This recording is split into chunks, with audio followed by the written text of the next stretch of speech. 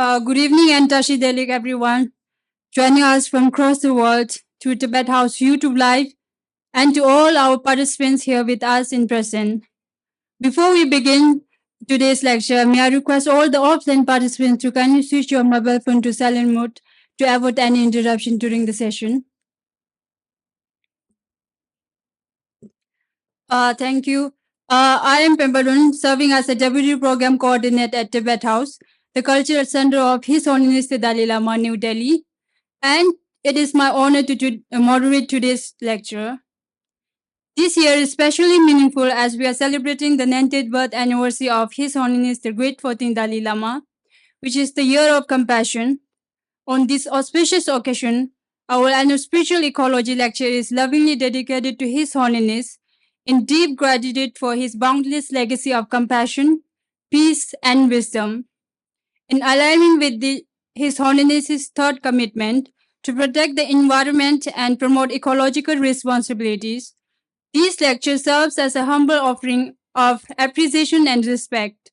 Through this gathering, we aspire to carry forward his vision of harmony between humanity and nature, and to inspire collective action for more compassionate and sustainable world.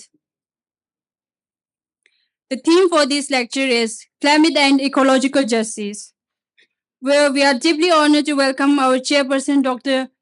Deepankar Ghosh, Senior Director, Biodiversity Conservation, WWF India Secretary in New Delhi.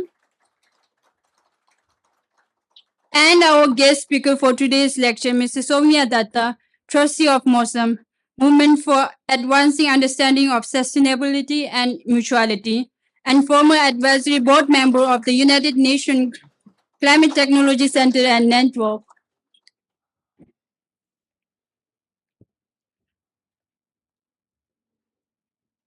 Thank you. May I now invite Dr. Deepankar Ghosh, Mr. Soumya Dutta, and our secretary, Mr. Tenzin Kunkapla, to kindly come up on the stage to light the lamp of wisdom and then proceed to the dais.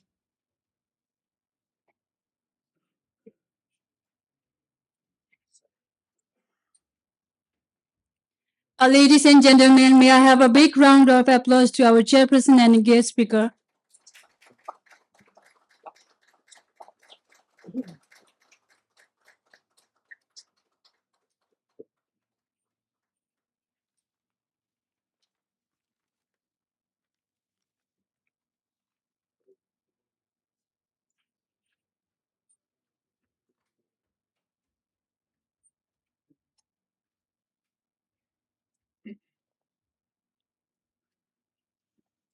Thank you, everyone. May I now request our secretary, Tenzin Kunkapla, to kindly do the honor of presenting the souvenirs to the chairperson and our esteemed guest speaker.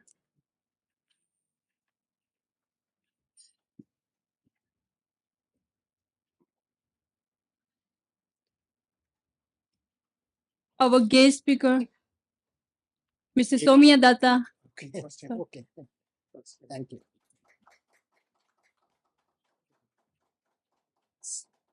Thank you.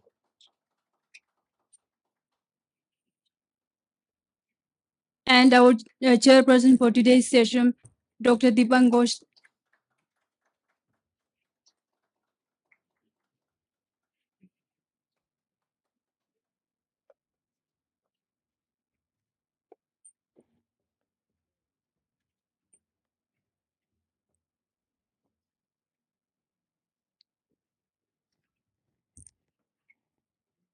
Thank you, Mr. Tenzin Kunkapla. Let me now briefly introduce you to Tibet House. Tibet House, New Delhi, was established in 1965 by His Holiness the 14th Dalai Lama.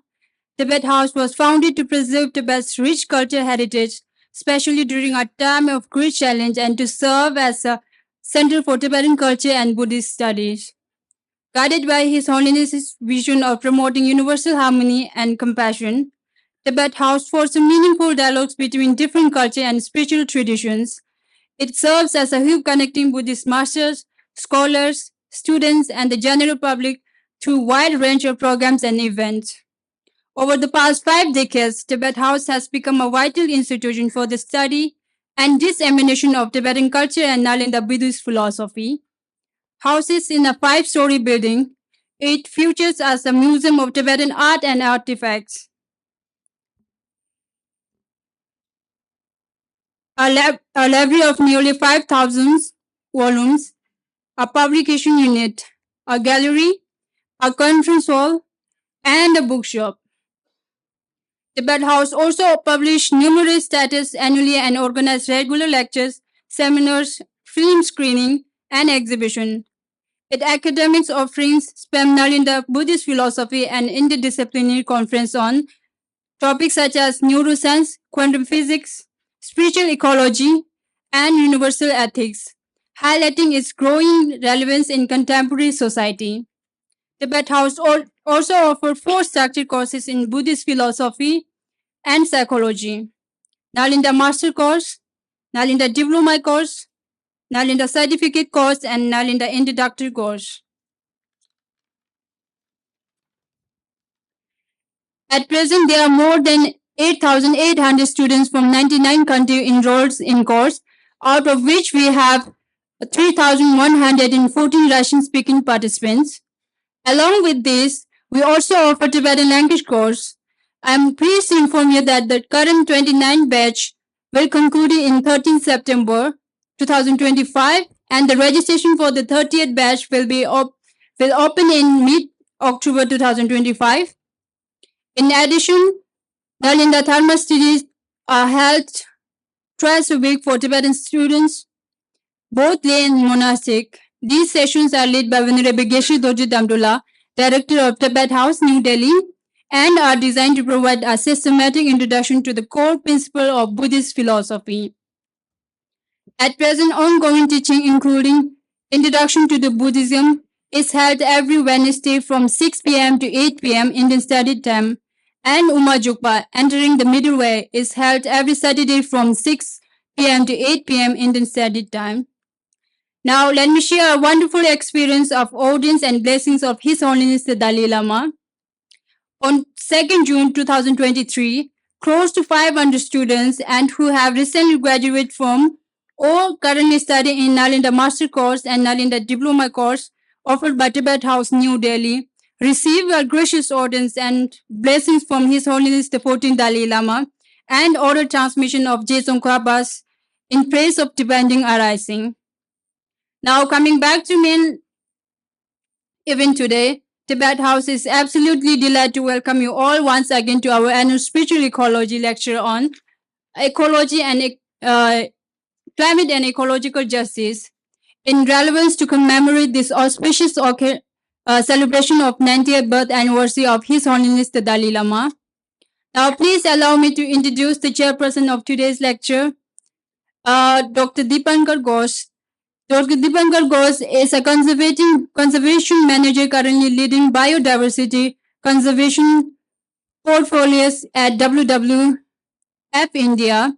He holds a PhD degree in zoology from the University of Calcutta and conducting pioneering research on the ecology of tiger bands in northeastern India over 25 years ago. He is a naturalist who, whenever possible, heads out into the world with his binoculars. He lives in the National Capital Regions with his wife and son. On this note, I would like to invite our Secretary, Mr. Tenzin Kunkhabla, to kindly address the audience and offer his words of welcome.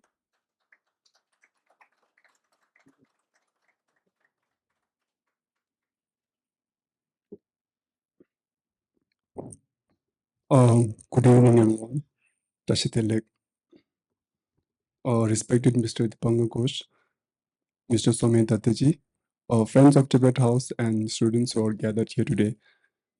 This lecture series is most prestigious lecture of Tibet House, and it has been going on since the time of the previous director, Lama Tugum Rinpoche. On behalf of Tibet House, New Delhi, and our director, Venerable Geshe Dorje Damdola, I welcome you all to the annual Spiritual Ecology lecture. This year's theme, the climate and ecological justice, speaks to perhaps the greatest challenge humanity has ever faced. The Buddha, during his time, this story was actually shared by our director, The Buddha during his time has told the monastics, when you are sleeping at night, you should not keep the butter lamps burning because in those days, even though there were no electricity, but Buddha always said we should not waste the resources. Even if you own the oils, even if you own all the oils and resources in the world, you still do not have the right to exploit it.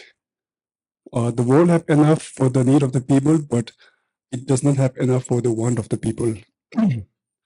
So we are honored to have Mr. Soumya Dutta, a visionary leader, science communicator, and tireless advocate for the climate justice, especially for the most vulnerable communities of the South Asia. Mr. Dutta is expert in the field of climate ecology, so I'm sure we'll learn a great deal from him. But as a Tibetan, I want to share the example of Tibet, which stands as a stark and sacred symbol of what is at stake. Often called the roof of the world, Tibet is not only the world's highest and largest plateau, but it is the Asia's water tower. It stores the continent's greatest rivers, the Indus, the Brahmaputra, and Yangtze, and many more. Over 2 billion people, either directly or indirectly, they are dependent on the waters coming from Tibet.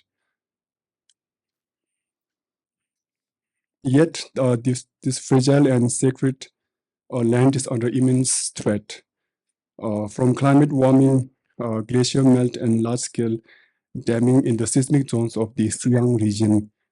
There's a project larger than the Three Gorges Dam, which is being built in Tibet, and it is actually built on a seismic zone. So if something is to happen, the result will be catastrophic. It's not just ecological, but geopolitical as well. In the world where water may become the next flashpoint of the conflict, the fate of Tibet is not just a Tibetan issue, but it's a global concern. Recently, on 19 September, a Chinese artist named as Tsai Kuo-jiang, who staged a dragon-shaped firework display alongside the foothills of the mountains in Shikaze. It desecrated a sacred mountain and polluted a fragile ecosystem.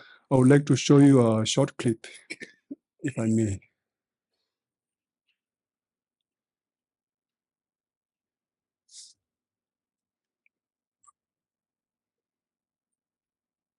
Sorry, the video quality is not so great.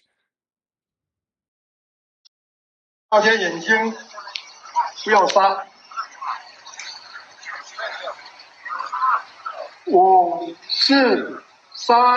3、2、1，点火！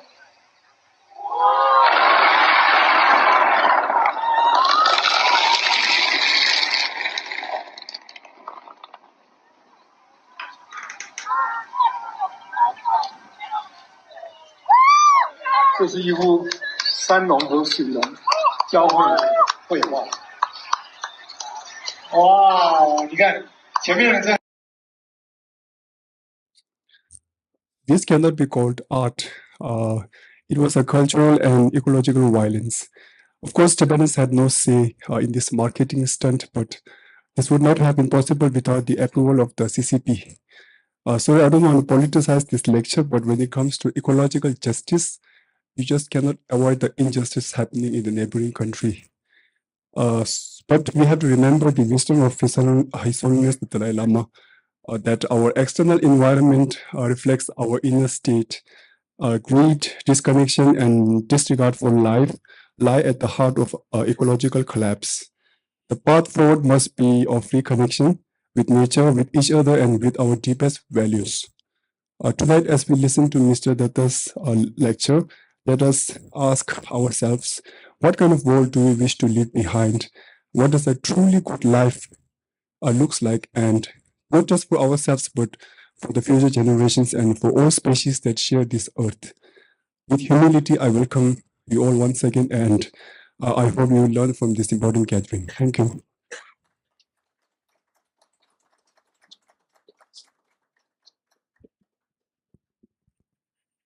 Thank you, Mr. Tenzin Kunkhyabla. Now we have a short compilation video of His Holiness the 14th Dalai Lama on the environmental and ecological issues. Before we move on to the screening, I would like to take a moment to thank each of you for your genuine concern and commitment to this urgent cause. It gave me immense joy and deep honor to welcome our guest speaker, Mr. Soumya Dutta, and our chairperson, Dr. Deepankar Ghosh from WWF India, who will be highlighting these critical issues in the light of His Holiness's vision, reminding us that each individual can make a difference in safeguarding our planet from future catastrophe.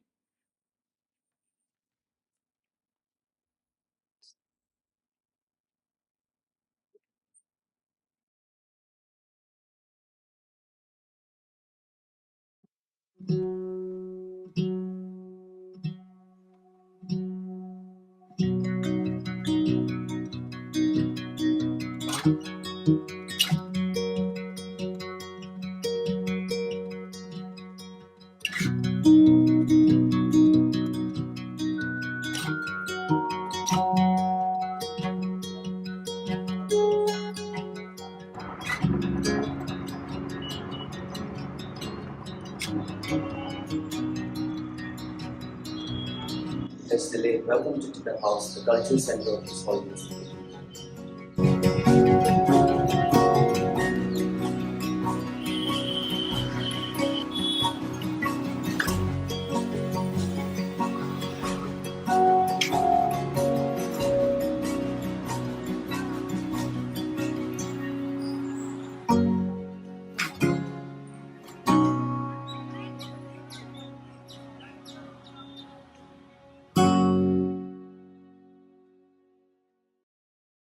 Dear brothers and sisters,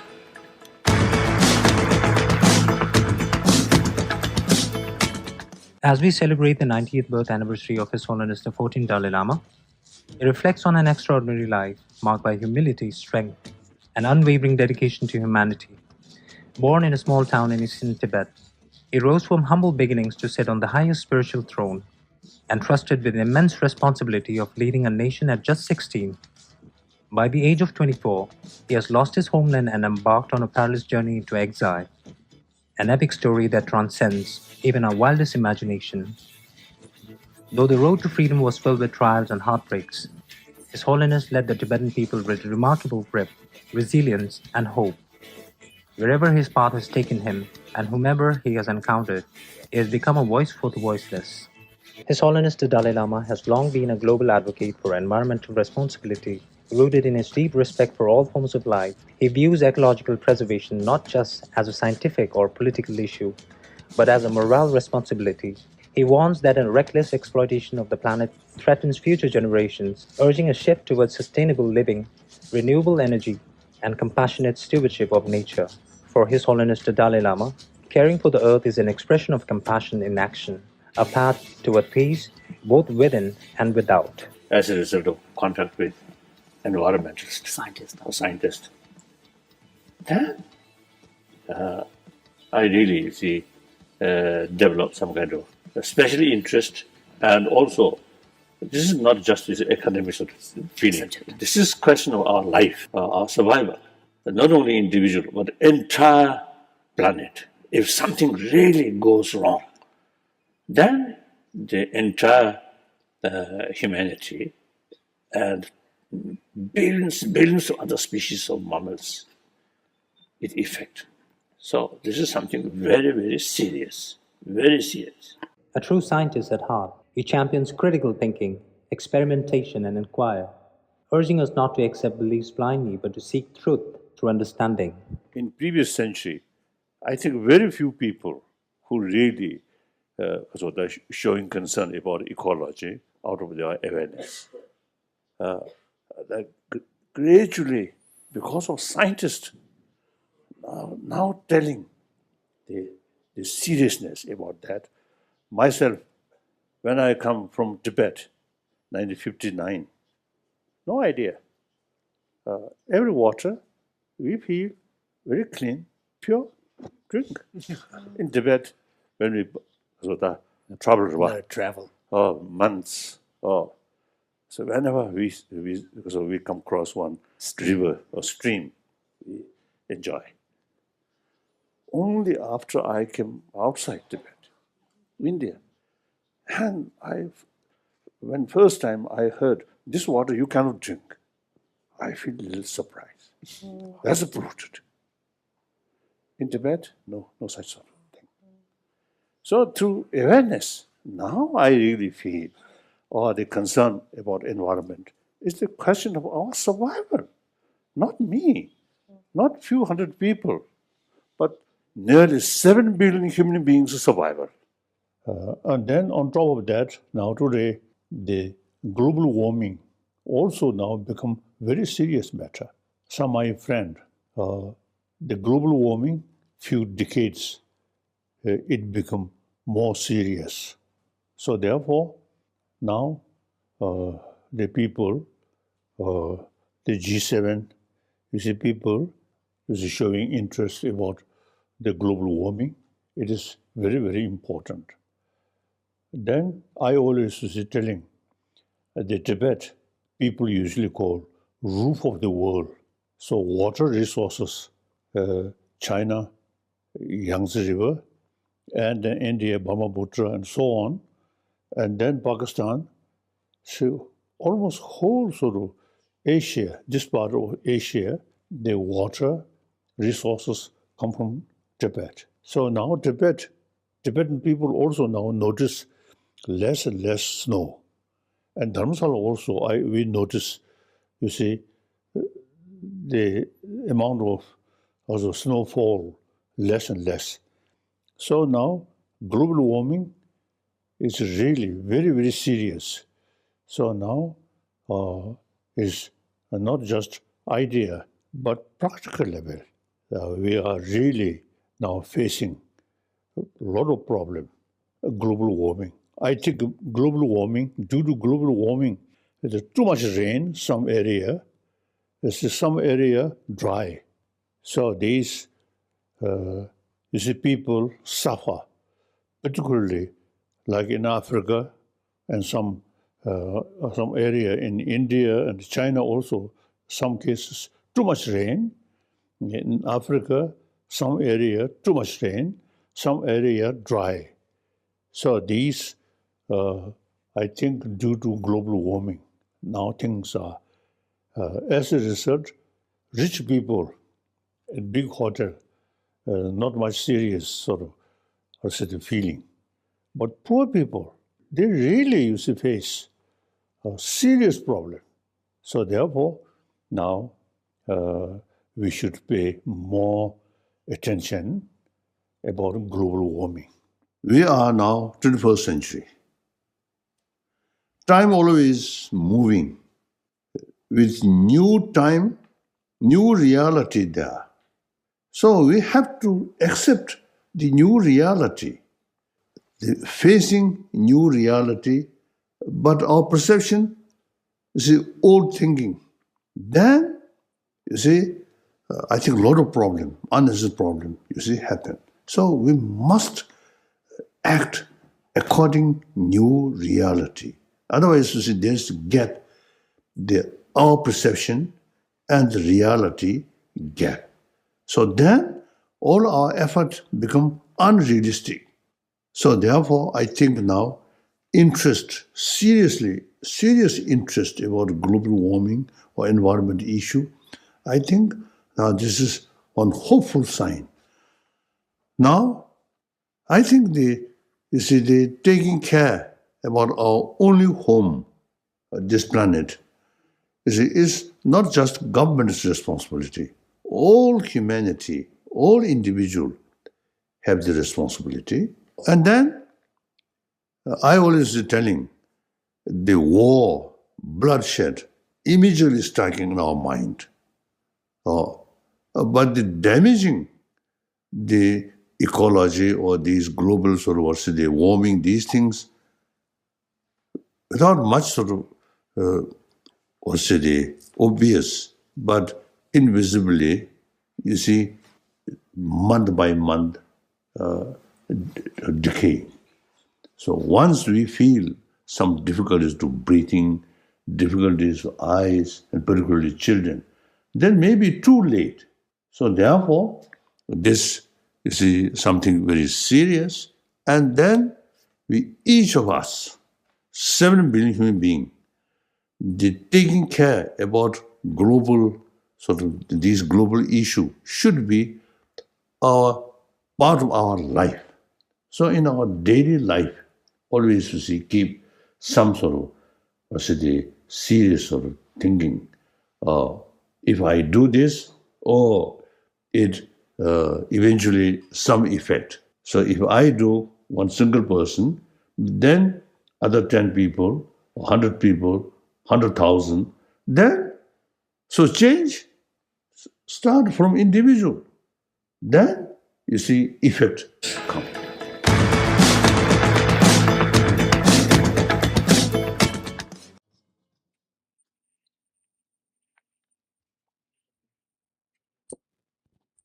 Thank you. I hope you all enjoyed this beautiful video and take something valuable from it.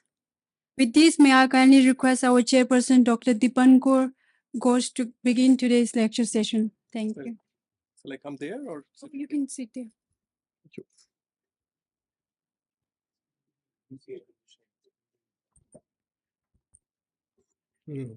Am I audible? It's a little cool.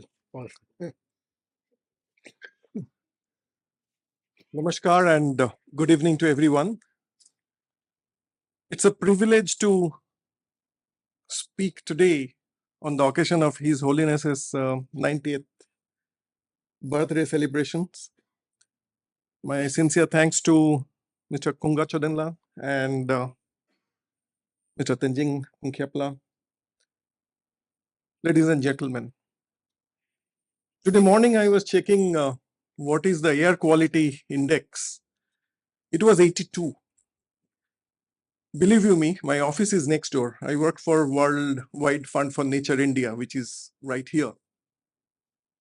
Around this time last year, the AQI was slightly higher because just opposite our office there is Mausam Bhavan and you see the regular AQI.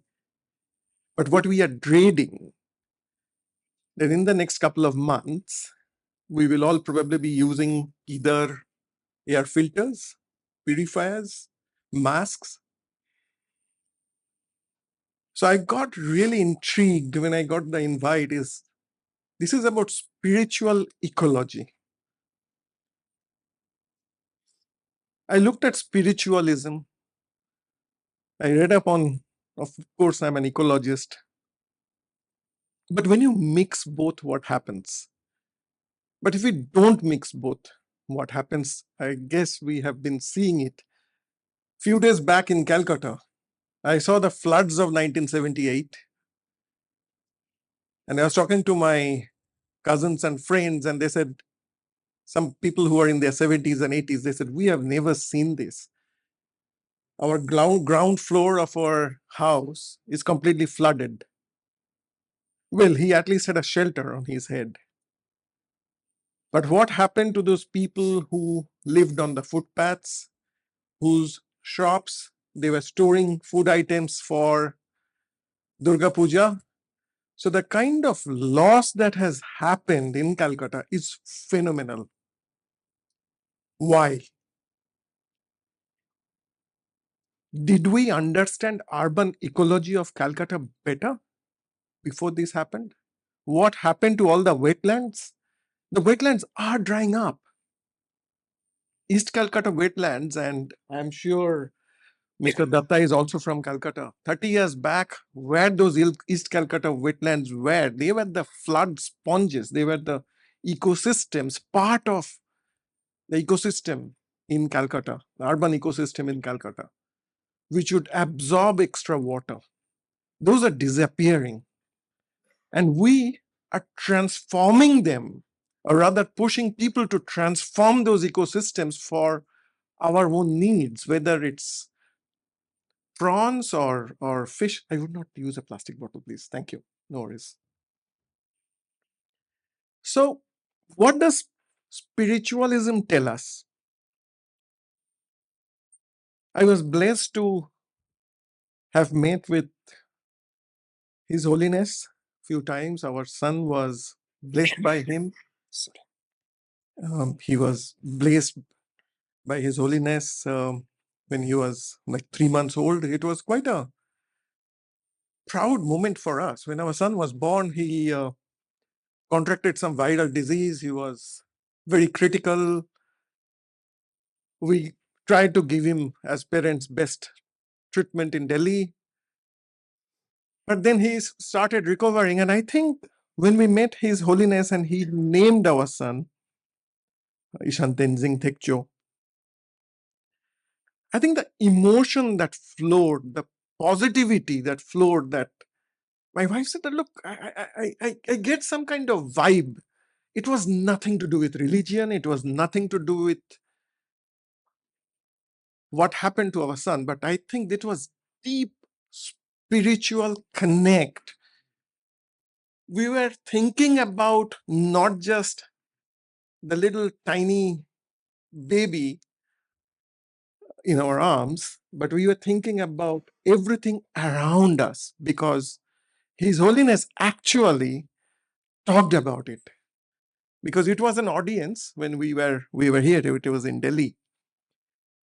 And what he was talking about, even in this video, was your surroundings, and that's the deep thinking. It's not like a very casual kind of just glance upon, but we know what is the challenge and how can we help. And I guess that's where the whole compassion comes out. We see so many cases of road rage in Delhi. I get into road rage. I drive in the middle of the road. I live in Vaishali in Ghaziabad, and suddenly somebody would honk and on the left and try, and I get angry and I get frustrated. But then I say, well, maybe he has more emergency than me. Maybe, okay, fine, forget it. So, do we know our surroundings well in Delhi? I go back to the AQI thought. When the government banned diesel cars and the odd and even system was happening, the idea was to reduce the number of vehicles on the road. The idea was to reduce emission. What were we doing? Who has odd number vehicle? Do I have? So we are trying to see that what is convenient to us without thinking about the surroundings. And that's where I see a connection between spiritualism and ecology. I was also fortunate to visit Tibet and visit the Potala palace. But I see a lot of similarity with our regions in Ladakh, in Kargil, and in a very less talked about place, Arunachal Pradesh, where fortunately I worked for my PhD, and WWF has a couple of projects with local people and the government there. We need to learn sustainability from the people who are in the hills. The air is so thin. We are talking about a bad air quality index, but when the oxygen level is so low, what happens? I guess we won't be able to survive with the kind of hemoglobin that we are used to have in Calcutta or Delhi. Mr. Datta, I heard, was in Leh few days back and came back. I think the whole sustainability, the whole idea of spiritual ecology starts from when we start thinking about our surroundings, when we start thinking less about what we need, but what we need to do, what is our duty, what is our discipline, and how can we change our surroundings to be positive so that others can also lead a better life. I'm not getting into economics. I'm not getting into the GDP. I'm not getting into whether we need to be a $5 trillion economy or $10 trillion economy. I'm just saying if we can be ecologically sensitive while we are spiritual. And to be ecologically sensitive, I'll just give you a small example. there was a road which was going to be expanded along the Indo-Nepal border, and it was passing through a protected area. We were talking to the engineers, we were talking to the forest department, and the chief engineer said, no, the road alignment has to go through the forest, because that cuts the cost, that cuts the distance by a few kilometers. And we were saying, please don't do that, because it will not only destroy a few trees, it will disturb this area. So he said, okay, fine, let's go and see that area. Why are you talking about this particular forest in Katania Ghat? We took him to this area, a very senior engineer, roads and bridge engineer from Uttar Pradesh. And once we were there, we were very close to one of the forest chowkis, one of those forest camps. And he got off the vehicle. There were about 8-10 of us, forest department officers. And we saw pug marks of tigers. It was a female, it was tigress. And there were some tiny pug marks. So he said, oh, what are those big ones? Is it a tigress? Oh, okay, wonderful. Now, what are the small ones? Are they leopards? And one of the guards, a lady was there. She said, no, sir, it's a mother with cubs. Science and engineering was forgotten then. He said, यहाँ पे road नहीं बनाएंगे, पाप लगेगा. Don't construct the road here. It's a nursery of tigers. You know, this is how human mind thinks. Of course, science is important, but when science fails, when logic fails, I think this deep thinking, spiritual thinking really helps. And before I go to our keynote speaker, I think we need to be very, very conscious about our surroundings. We need to be very conscious about ourselves. 5 years back, exactly 5 years back, close your eyes and think, where were you on 27th of September 2020? If you're out, there would be a mask around you. COVID has been proven to be a zoonotic disease. You listen to any public health expert, you listen to WHO, you listen to government medical experts, they're all saying the next pandemic or endemic disease will be zoonotic, of zoonotic origin. We need to be conscious about our surroundings. We need to be conscious about the ecology, whether it's an urban ecology. And ecology does not mean that one has to go to deep inside forest in Corbett or Sundarbans. It's urban ecology. As soon as we can, or as long as we can be conscious about our ecology, the area where we live and our surroundings, and be spiritual about it, be disciplined about maintaining the natural ecosystems, I guess we will succeed as being good human beings, blessed human beings. Thank you so much.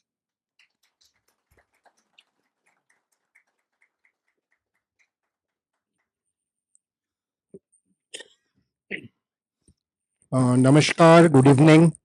And to begin with, I will apologize because I've been moving like mad.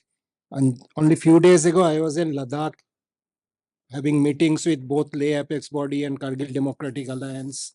Then I was in Pune, which was rain-soaked completely. And I was at the All India Socialist Solidarity Convention, again to talk about climate crisis and climate justice. And then again, after that, I just came back from Ahmedabad, talking to a whole lot of groups who work with both migrant workers and informal sectors workers. So moving from cold Ladakh to rainy Pune and then muggy Ahmedabad, got a little bit of throat problem. So occasionally I'll be maybe coughing, and I apologize for that.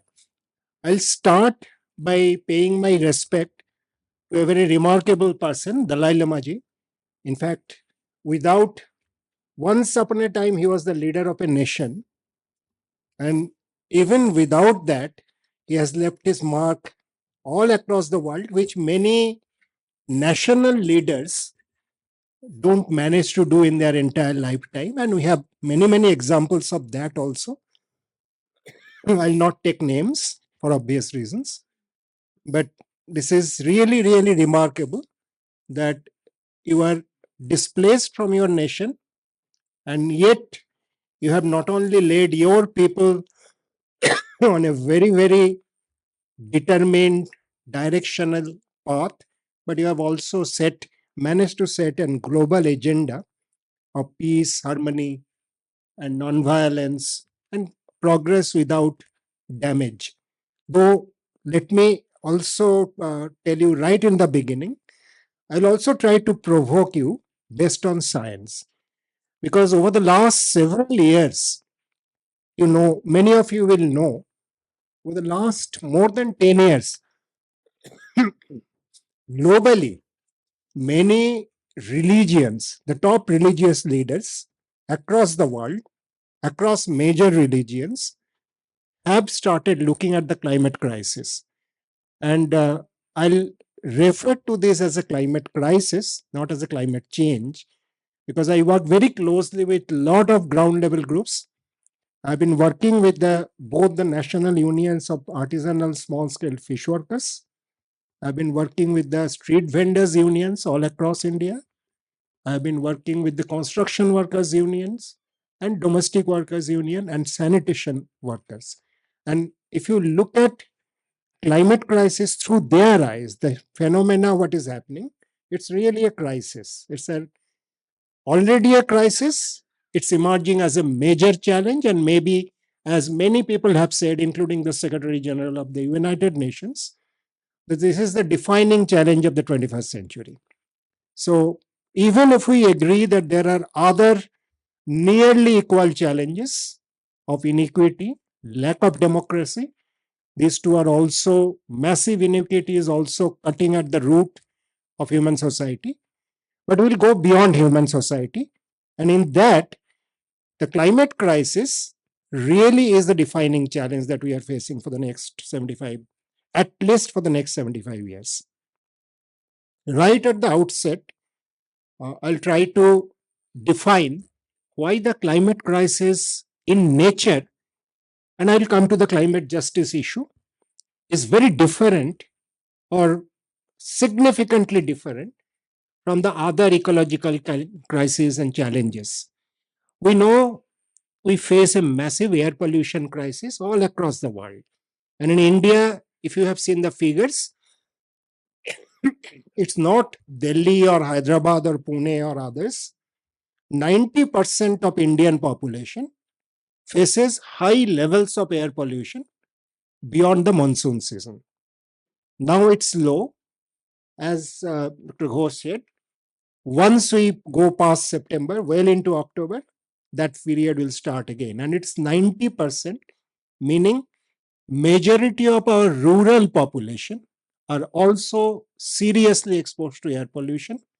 And some studies have shown that something like 7.5 to 9 million people die premature death all across the world due to air pollution. So it's a serious crisis.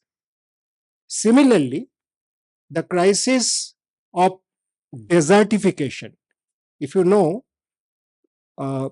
probably most of you will know that the three global ecological compacts, one is very well talked about, the UNFCCC, United Nations Framework Convention on Climate Change, that came out of the Earth Summit, 1992 Rio Earth Summit.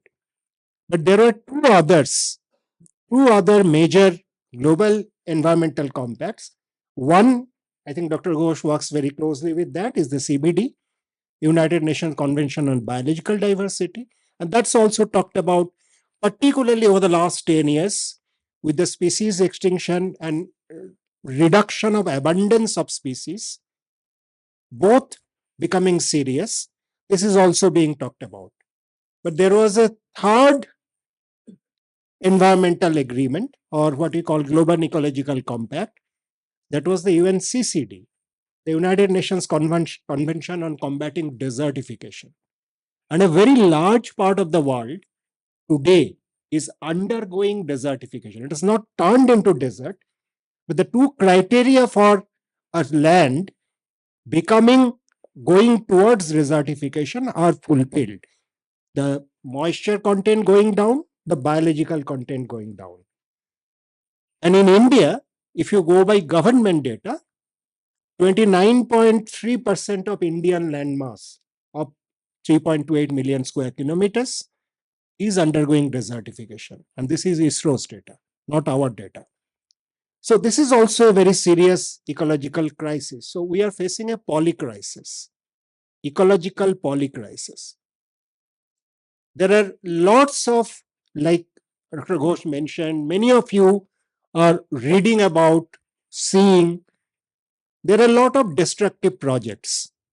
In spite of expert committee's recommendation that over 2,500 meters you should not have in the Himalayas, should not build big dams or big structures obstructing rivers, this has gone on and on.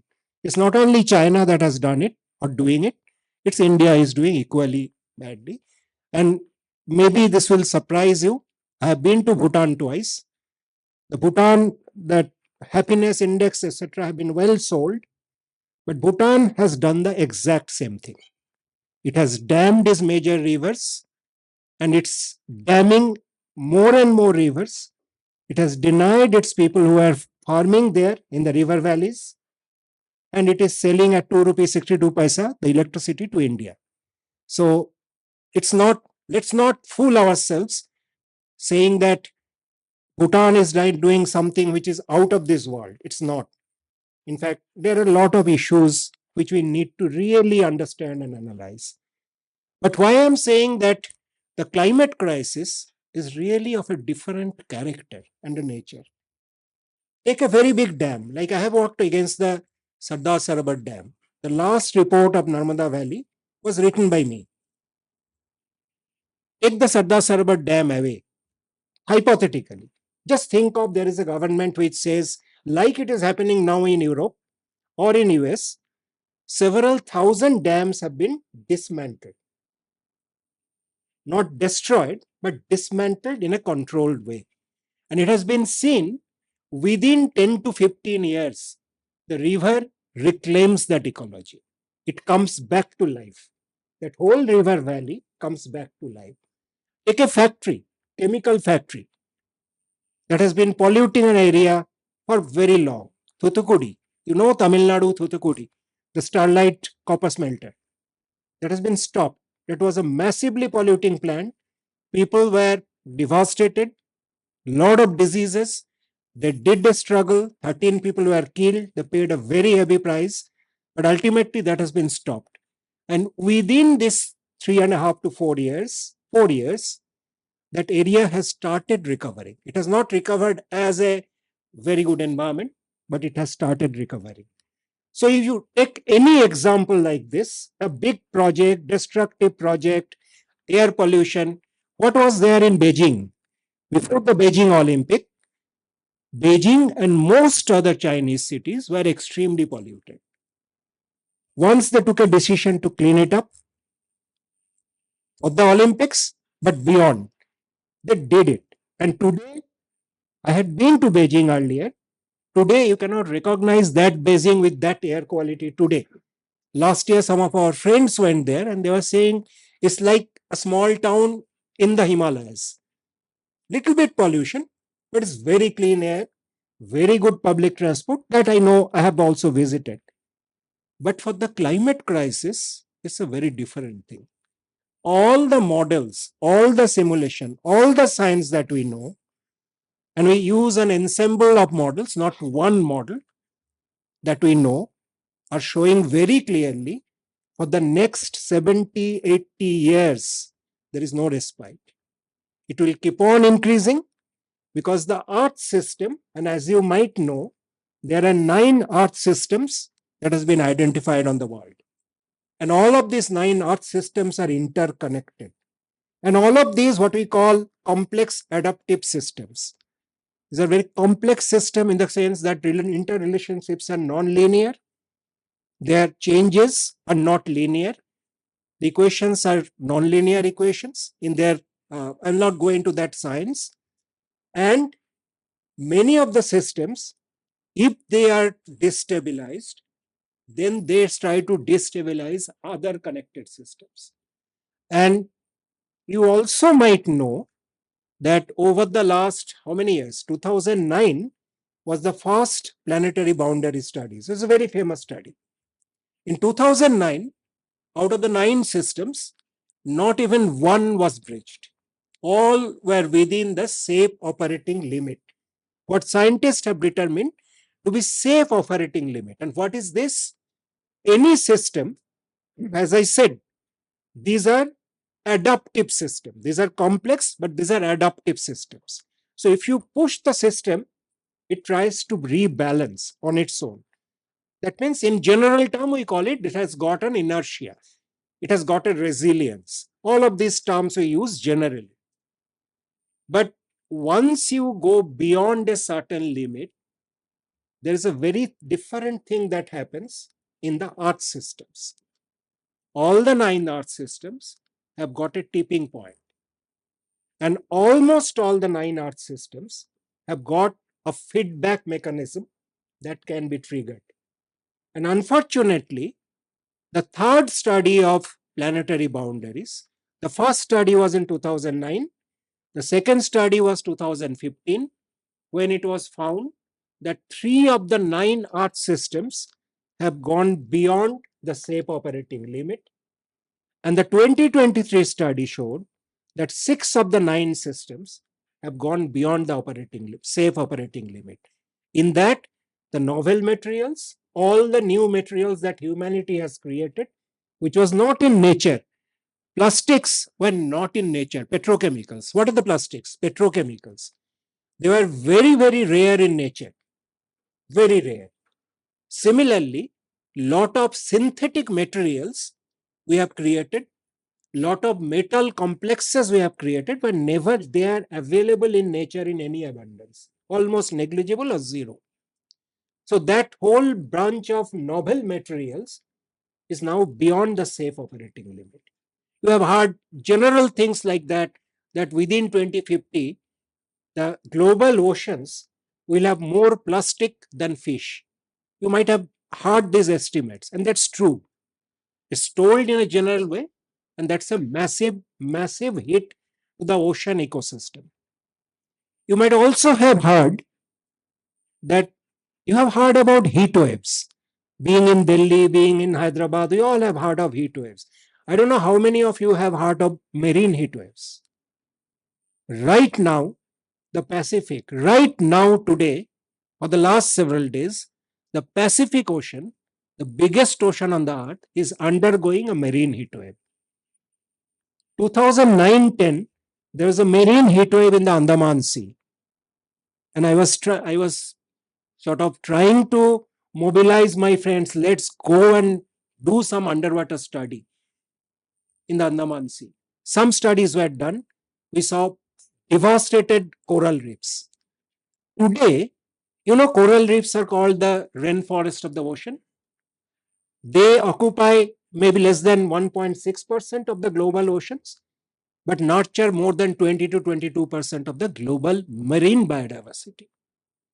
Today, because of the average temperature rise in the seas, combined with repeated marine heat waves, nearly 40% of the coral reefs have been bleached, devastated. So what we are seeing, many of the systems are being pushed towards their limit of adaptability. And here, I should also explain and then go into other aspects of the climate justice issue. What we are seeing today is that, let me explain this, because the concept of tipping point and feedback mechanism might not be very clear to everyone. And this is something very important, why the climate crisis is by character very different from many other or most other ecological challenges. Like you have heard about, like WWF used to say about the polar bears. It was once a sort of iconic thing. And many people said in India, in Bangladesh, I work all across South Asia and also with other nations, groups. I worked with the UN system for some years also as an insider, as a board member. lot of people in India, Bangladesh used to say, अरे WWF को क्या हो गया? Polar bear दिखा रहा है. Why are you showing us polar bear? No, we have so many other things. It's true. For me, how does polar bears matter? But unfortunately, as I said, the earth systems are connected. Why we are concerned about the polar regions, the Arctic and the Antarctic? The biggest heat transporter in the earth is the AMOC, Atlantic Meridional Overturning Circulation. In plain English, the ocean currents.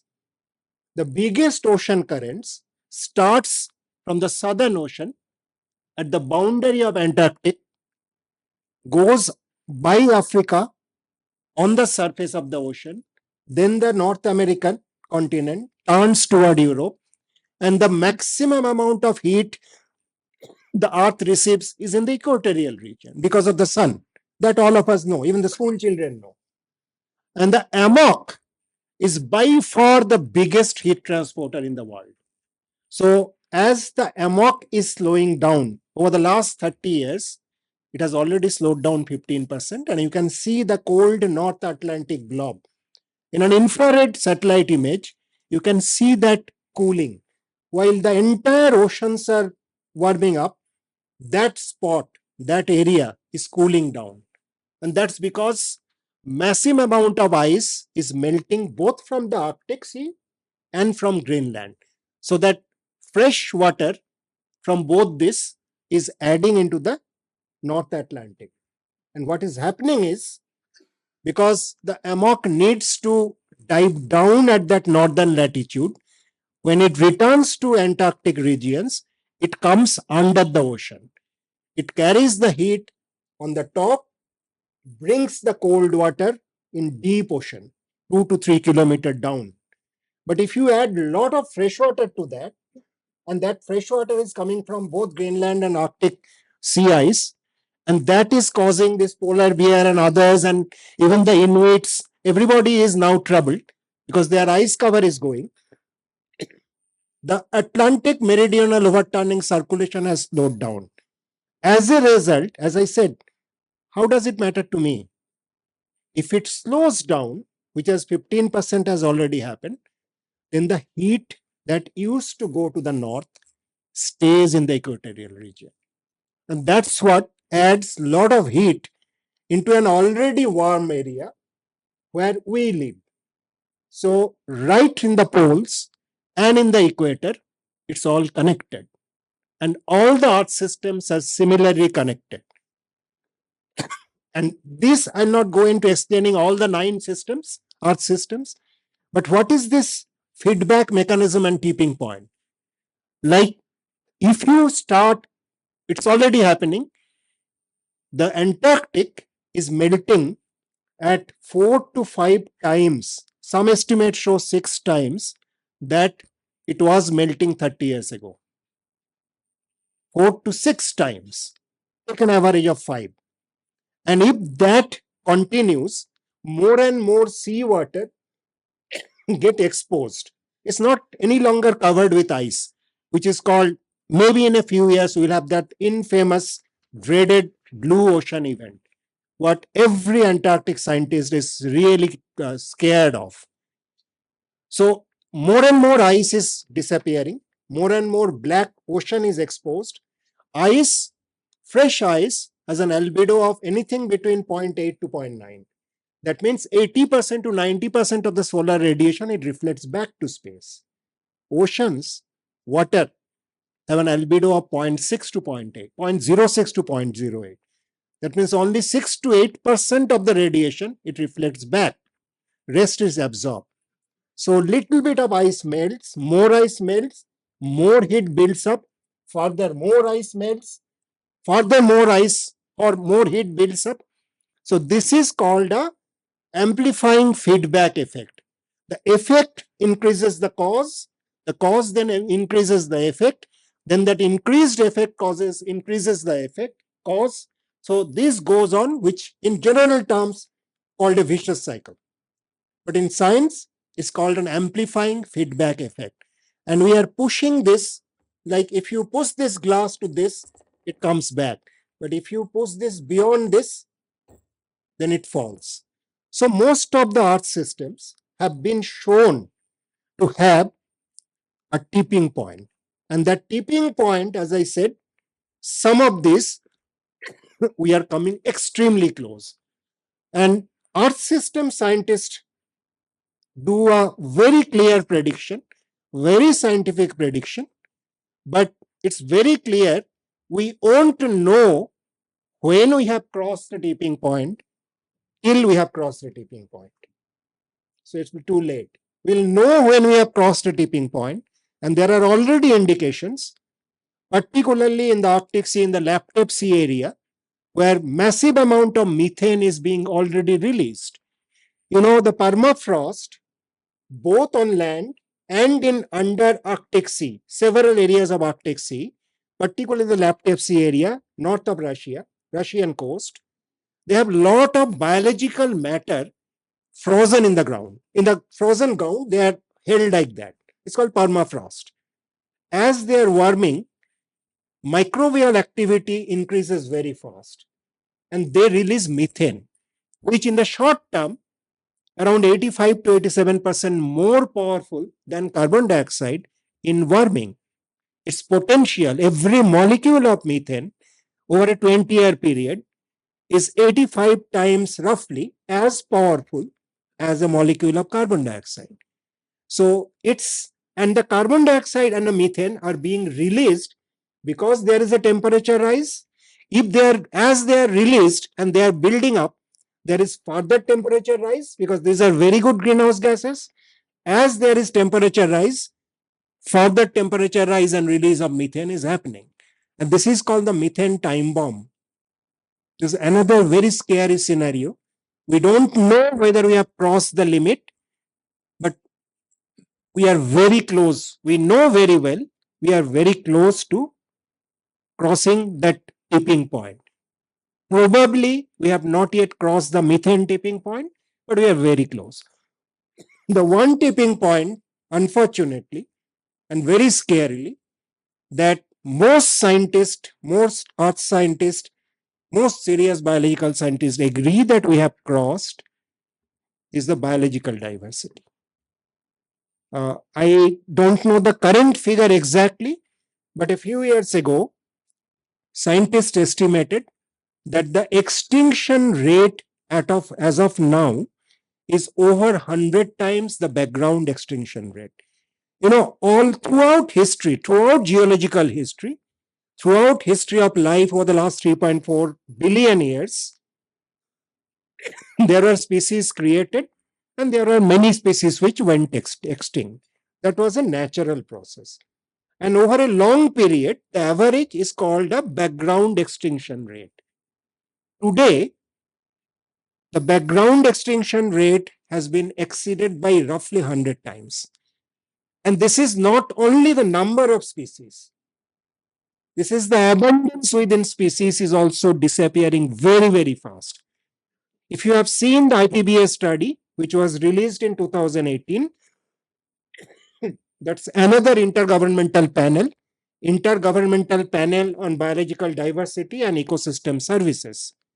2018, there was a global study, and that showed in the next 4 to 5 decades, roughly 1 million species are facing extinction.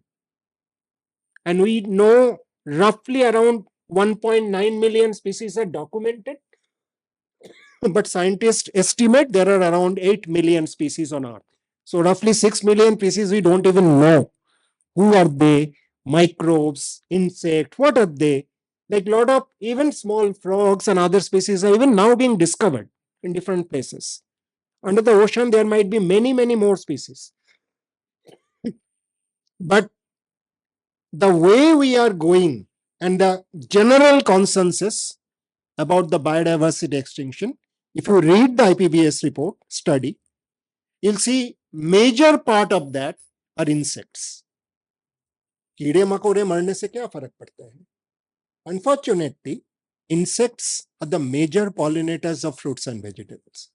So there is a very, very serious risk of our food system collapsing.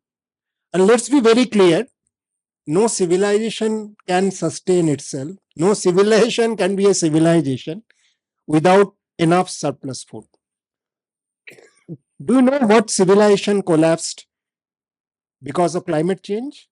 Any idea? There were clear incidents in recent history, means last 5,000 years history. One very close to home, the Harappan civilization. Now there is enough evidence to show that the Harappan civilization started decline because of the global cooling, which was part of the natural cycles. Every 100,000 years, you know, the ice ages come, and it's because of three natural cycles called Milankovitch cycles. The Earth's orbit around the sun, the Earth's axial inclination, which is not always 23.5, it varies between 22.5 and 24.5, and the precision of the Earth's axis. Like you have played with that instrument, in Bangla we called lattu. So you do that but you see it never rotates like this, it goes like this. So the Earth rotates exactly like that. The axis does this. So these three cycles together, called the Milankovitch cycles, they cause natural climate change in the Earth. And they have a cycle of roughly 100,000 years each. So when the Earth started cooling around 4,200 years ago, we have now very clear record, paleoclimatic records, fossil climate records, that the natural cooling cycle started. The monsoon started shifting eastward. The rainfall in the Indus Valley, Ghaggar-Akra Basin, all of this started going down. The food supply of Harappan civilization, also called the Indus Valley civilization, though it's not correct term, it's not only Indus, there are 4 or 5 river systems around which the Harappan civilization developed, started going down. So the urban civilized population had to abandon the cities, had to move east and south, leaving their well-developed cities. That's why you don't find massive destruction, any signs of war in those cities. You just find signs of abandonment. So we know if the climate changes drastically, civilizations do collapse. We have a second large-scale example of the late Bronze Age collapse around 1176, 1177 BC. So it's not very far-fetched to imagine that if there is a serious climate change and if there is a serious hit on our food production systems, in spite of our technology now, we have far better technology now, our civilization will be at very, very great distress. It might not collapse, but it will be under tremendous distress. And who will be bearing the brunt of this? If there is a shortage of food supply globally, and part of that, those scenarios you are already seeing being played out in Africa. Why are there millions of people, millions of Africans? Africa is very large. Don't go by the map that you see. Africa is far, far larger than US and Brazil and Russia combined. It's very vast. So there is no dearth of land in Africa. So every person in Africa can have access to very large parts of land. Then why are millions of Africans leaving their lands, sort of putting them together like rats into small boats and trying to cross the Mediterranean? Like Dr. Ghosh probably mentioned just briefly, Kenya. I had been to Kenya in 2022 last. 23, Kenya, which is full of forest, Masai Mara, people go to Masai Mara for vast wild animals. I have also seen those herds and thousands of animals. You have to actually drive to avoid colliding with animals. In 2023, huge areas of northern Kenya, which is forested, got hit by massive droughts. Millions, roughly million plus domestic animals died, a couple of thousand elephants died, massive death of wild animals. Within 4 to 5 months, there was a massive rainfall and flooding. So this is what is happening in multiple parts of the world. And let me then come back and not to our own lands and also say that with the climate crisis on our head, it's not too far away, it's knocking at our door.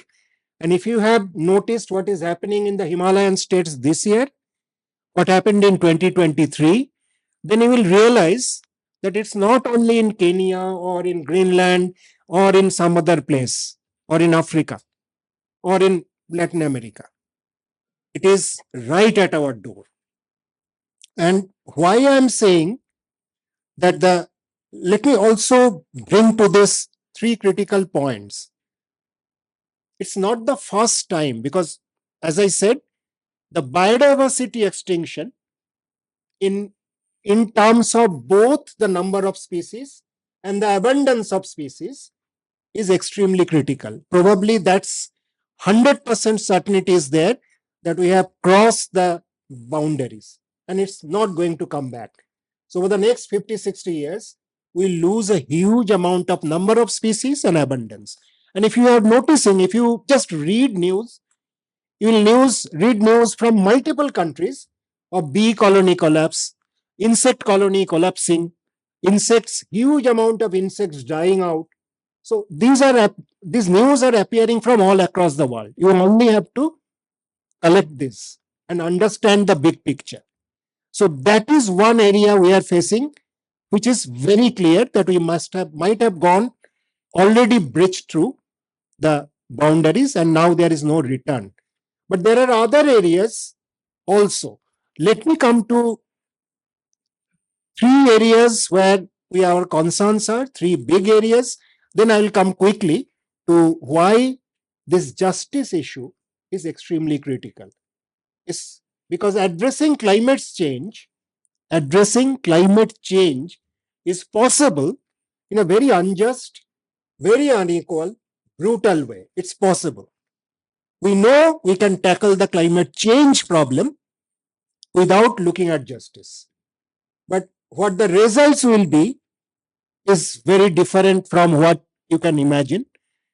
But is the climate crisis hitting at only the poor people or the people at the margins? Who are these people? India is surrounded by 3 seas. The Arabian Sea in the west, Bay of Bengal in the east, and Indian Ocean, a little part in the south. You probably know that the Bay of Bengal was traditionally cyclone prone. Bay of Bengal. Last 110 years, 12 years record shows at least 2 major cyclones come every year. The Arabian Sea was not cyclone prone, traditionally, was not cyclone prone. But the result, I'm not talking about what is going to happen. The actual result from 2008 to 2019, the 15-year record shows, which has not happened anywhere in the world, that the number of big cyclones categorized as cyclone, big tropical storms, have grown 100% in the span of 16 years. And in a major system, 100% growth of cyclones within a span of 16 years is unthinkable.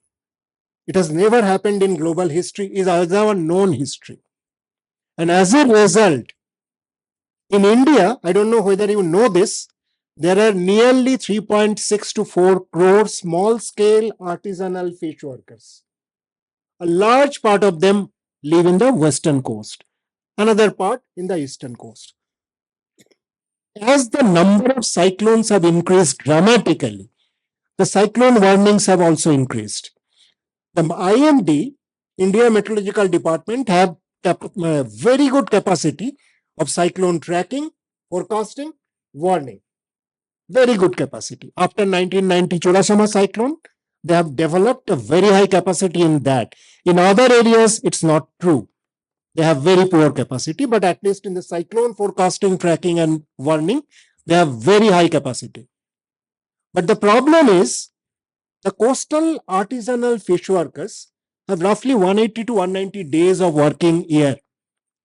And 4 to 5 cyclone warnings are coming every year.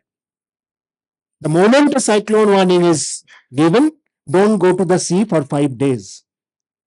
So 25 days of livelihood gone just because of cyclone warning. And then once the cyclone comes, their houses are broken, boats are often broken, the nets are torn. And I've seen that in both Gujarat, Kerala, West Bengal, Tamil Nadu, everywhere. I've been, as I said, I've been working with the small scale fish workers unions, the national unions, both NFF and NFSF, for several years. So they have not contributed to any significant amount of carbon dioxide emission or destruction, but it is they who are paying the maximum price, not you or me. If the temperature goes up, we have already option of putting on the air conditioner, but they have no such option. You know, Cyclone Oki killed several people in several fish workers in Kerala. I will not go into, there are huge list of cyclones in the last 10-12 years which have killed people. I was taking some workshops in Sundarban's area, Pathar Pratima block, and it was a women's workshop. I was teaching them something, how to build houses which is better suited for high wind prone zones, etc. In a 85% workshop, 85 women, when I asked, how many of you had to undergo serious damage in your house in the last 5 years due to cyclone? It was 80%. 80% of those 85 women, their houses have been seriously damaged, either the roof blown out or walls broken or completely inundated in the last 5 years. And these people, again, they have contributed nothing to the climate crisis in creating the crisis. So there comes the justice issue. When you talk about the solutions, and I can go on and on about people. I've been working very closely with the street vendors, the National Hawkers Federation. You know, when the Mausam Vibhag, IMD, gives you a reading, okay, today's temperature, maximum temperature is 42 degrees. Which reading they are giving you? Any idea? It's called the 2-meter air temperature. 2 meters above the ground, within a box, dimension box, and that's the temperature reading. And I've seen satellite data. During the same period, the surface temperature is 61 degrees Celsius. So just imagine a few street vendors sitting on that pavement, selling their wares where the ground temperature is 61. Think of the rickshaw pullers. Think of the porters in Ajadpur Mandi who are in that environment. They are carrying a 50 kg bori on their back and working. And this do not even count the humidity, what you call heat index, which is a killer combination. Most of you are in Delhi, I hope. And many of you are in Delhi for many years. Have you seen this kind of completely humid heat 20 years ago? It was not there. I moved to Delhi 32 years ago from Kolkata. Kolkata was a humid heat region. It normally happens in sea climate. Yes. That's what the climate change is doing. This kind of continuous high humidity and high temperature is extremely dangerous. Any medical science person will tell you just temperatures don't kill people easily. You go to Rajasthan, you be in Delhi. I have worked quite a lot in 43, 44 degrees Celsius temperature when it was dry. And I've done some work. Try that with 36 degrees and 80% humidity. You'll be dying. And that's medical science, not hypothesis. The combination of high temperature and high humidity, where your body loses the ability to cool itself by sweating. So you get heated even if you take not 1 glass but 10 glass of water, you still don't cool down because the sweating is not happening. Heat index. The heat index is a combination of the temperature and the relative humidity. And the Mausam Vibhag, IMD, do not even communicate the heat index and its risk properly. So our entire infrastructure of weather, climate warning in most places are not geared to people who are suffering the most, who are dying by the thousands. And in our government do not even have a proper record of recording heat deaths, heat related deaths. Because what happens is you don't die by heat by medical definition. Your heart starts pumping more because the hypothalamus says your body is not cooling down. So pump it more. So the heart pumps more. It says it's still not cool, pump more. And if you have a little bit of heart problem, you are a weak heart like I have.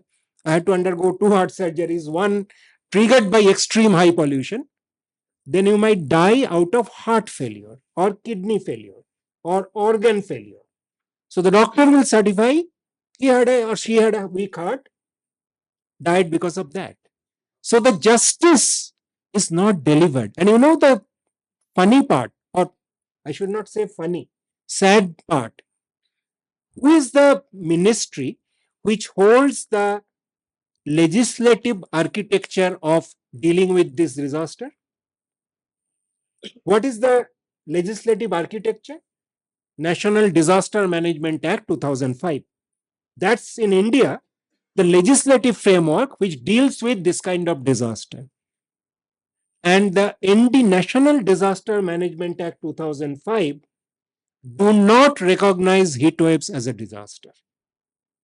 Whereas the Ministry of Arts Science, Government of India, I'm not talking about IPCC, I'm not talking about any other body, in their 2020 study, which is the most recent study, most thoroughly done scientific study over Indian region, this is called the impact of climate assessment of climate change over the Indian region.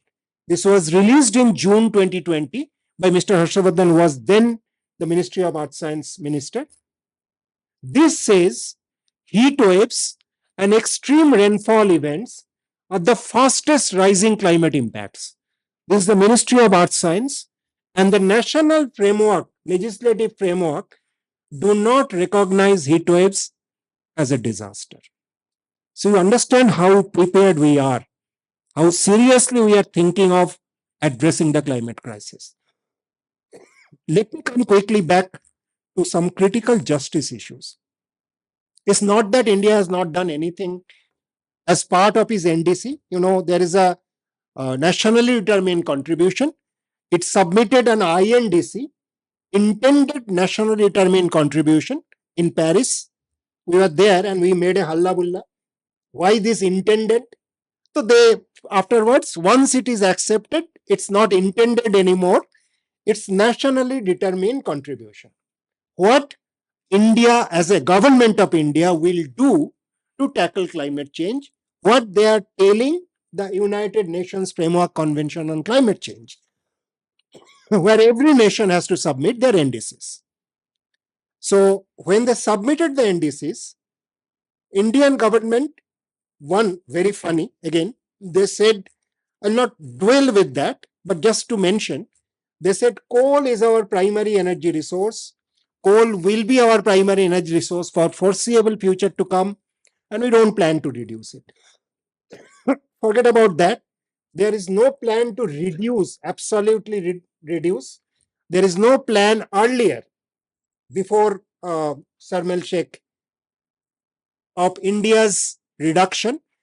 Later on, they said 2070, as if the climate systems will wait till 2060, 70 for our government to act. They will say, okay, let's not change till Mr. Jinping and Modi and all of other leaders do change. That's an absurdity. But what is the government doing? We have two major issues. As I said, in my estimate, as I've been working with a lot of ground level groups, in my own estimate, something like 40 to 50 crore people in India, forget about South Asia, in India, are already impacted by heat waves, extreme heat waves and heat index, by extreme heavy rainfall and urban flooding. If you have noticed, urban flooding has increased tremendously. And many of the conventional environmental wisdom has turned on their head. Like all of us know, all of us as children were taught, पेड़ लगाने से बारिश होता है. Lot of trees will be bringing rain. And if you don't have trees, you will not have rain. Over the last 10 years, look at Himachal, Uttarakhand, Jammu Kashmir. There are millions and millions of trees eliminated, cut down, submerged. Renuka Dam, 12 lakh trees submerged. Char Dham all over the road, 13 to 17 lakhs trees. Rough estimate, all trees together. Srinagar, Jammu to Srinagar 4-lane, Shimla 4-lane. Every project has cut down lakhs and lakhs of trees. And what is the result? What happened in 23? What happened in 25? The rainfalls went down drastically. No, you know that? The rainfalls increased dramatically. Dramatically. In fact, I was in Ladakh just a few days ago. In August, Ladakh has two parts, as you know, Leh and Kargil. Leh received 10 times its average August rainfall. 10 times, 1000%. As a result, lot of their traditional knowledge and traditional practices are in crisis. If you have gone to Ladakh, you might have seen lot of buildings were made by unbaked earth blocks. कच्चा मिट्टी का block से घर बनता था. Go to Basgo Fort. It's built by unbaked mud. Why? Because for some thousands of years, at least 3,500 years, there are very little rain. What precipitation used to come as snow. That thing has changed.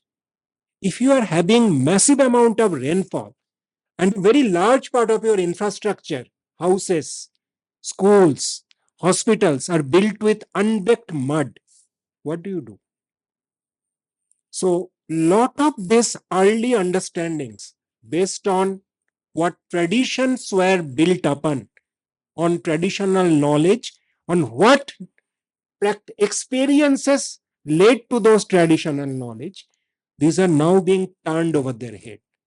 The Thar Desert is a desert. It's not as bad, as dry as the Sahara or the Kalahari or the Namib, but it's still a desert. Many of you might have gone to Rajasthan, Jaisalmer, Bikaner, etc., etc. Over the last 15 years, Thar has very little vegetation. There are no forests, if you have seen that. Or Thar Desert is shared by India and Pakistan. Larger part in India, around 1,70,000 square kilometer. Pakistan has around 38,000 square kilometers. Over the last 15 years, there is massive rainfall happening in the Thar Desert. In Bardmer and Bikaner, there are flooding, waterlogging for over 3 months. So all their traditional practices are going haywire. See what is happening to Pakistan. See what happened in 2022 and this year. In 2022, more than 1/3 of the country were underwater for plus 3 months plus. This year, what happened to Punjab and Pakistan? So, lot of this, the traditional understanding, what happens, what used to happen, what will not happen, has turned over their head because one, just as a point of information, over the last 3 years, if you look at the sea surface temperatures all across the oceans, 23, 24 and up to 25 June, the sea surface temperatures were record breaking. It was not just above the average, it was far higher, far above the average. And if you have 71% of the Earth's surface with much warmer water, what happens? If you make tea, if you heat up water, the moisture comes up. So the oceans are pumping huge amount of water in the atmosphere. And every 1 degree Celsius rise in the air temperature, the air can hold 7% more moisture. Over the last 3 years, if you follow the climate records, available in the public domain, the air temperatures in many such places were 3 to 5 degrees higher than average. That means that air is holding 20 to 30% more moisture. It's warming, it goes up, and then when it goes up, it expands and cool. So the huge extra amount of water that goes up has to come down. And in the mountains, what is happening in the Himalayas, like you might have seen Supreme Court said, it's an overstatement that with this kind of thing, Himachal might disappear from the map. Recent Supreme Court observation is a little overplayed, but it's not too far from the truth. Because when that air comes with the monsoon front, what happens in the mountains is called orographic lift. Because of the slopes, the air is pushed and it cools very rapidly. So it do not have time to fall down drop by drop. It comes as a bucket full of water. And that's why this year, as in 23, there are huge number of cases of cloudburst, as if the entire sky has been opened up. The entire rain-bearing cloud is burst.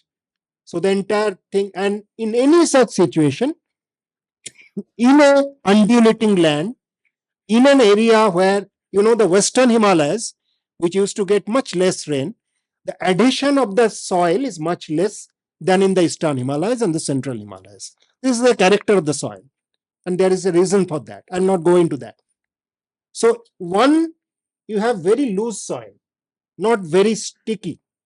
Second, because of this maldevelopment project, you are cutting the cover of the soil, the vegetative cover you are cutting the toe of the mountains.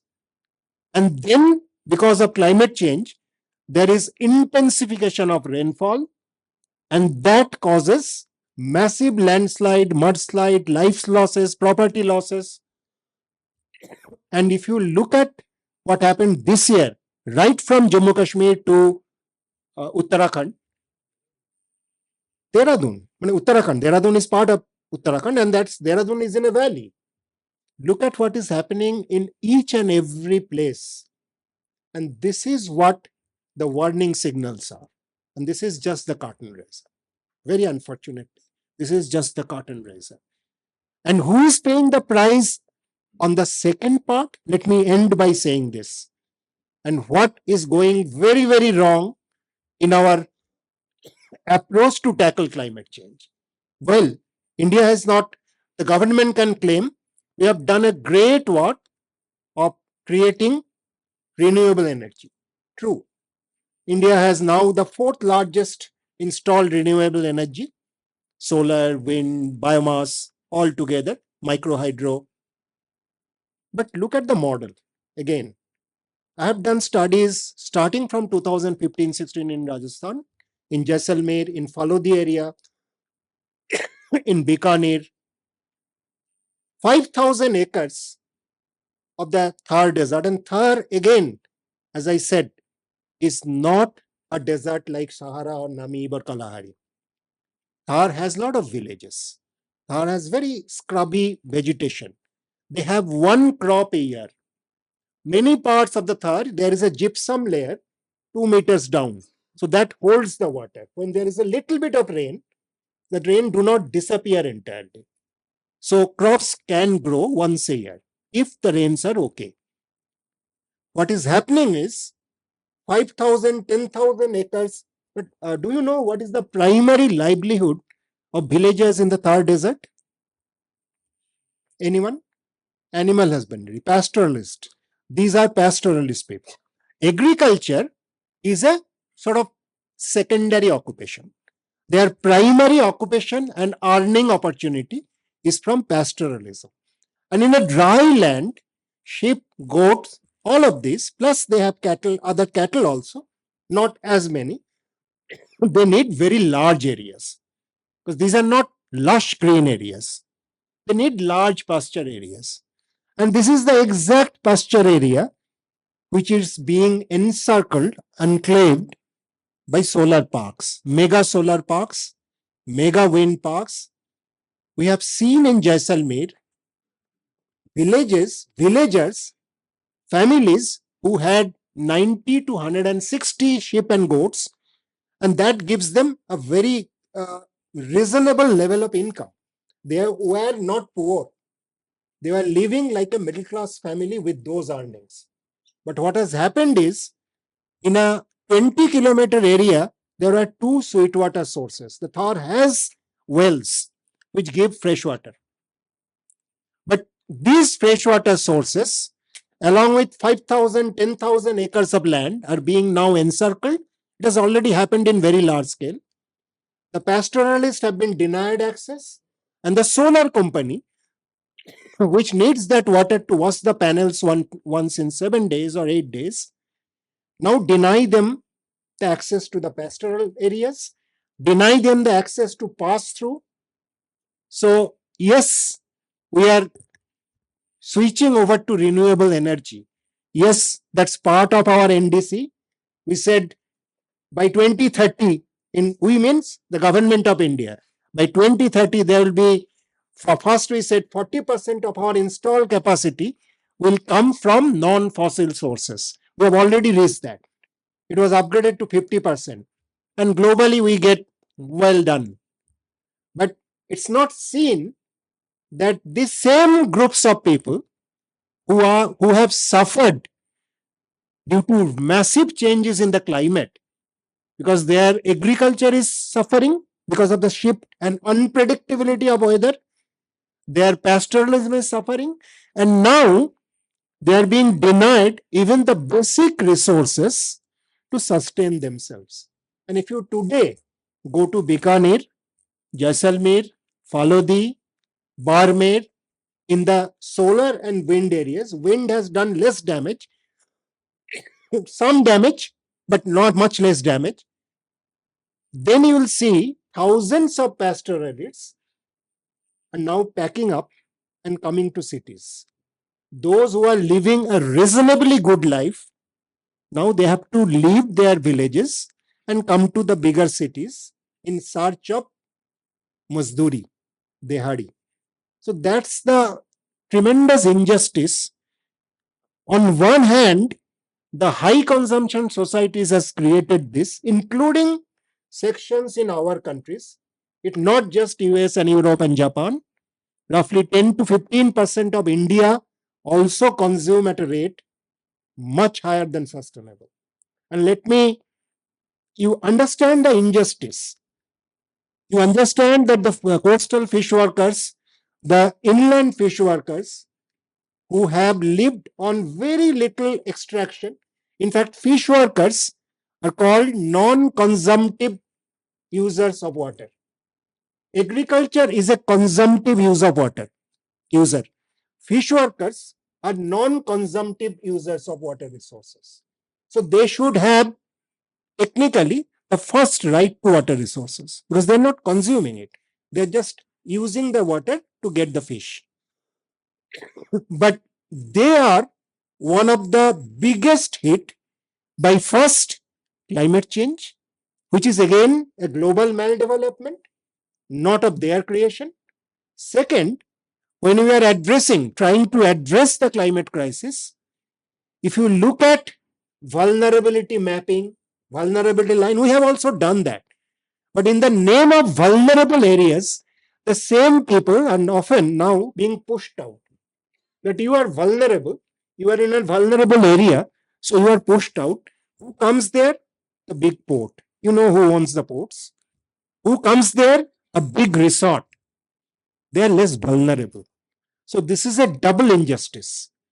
So the climate justice issue cannot be solved only by a switch to renewable energy.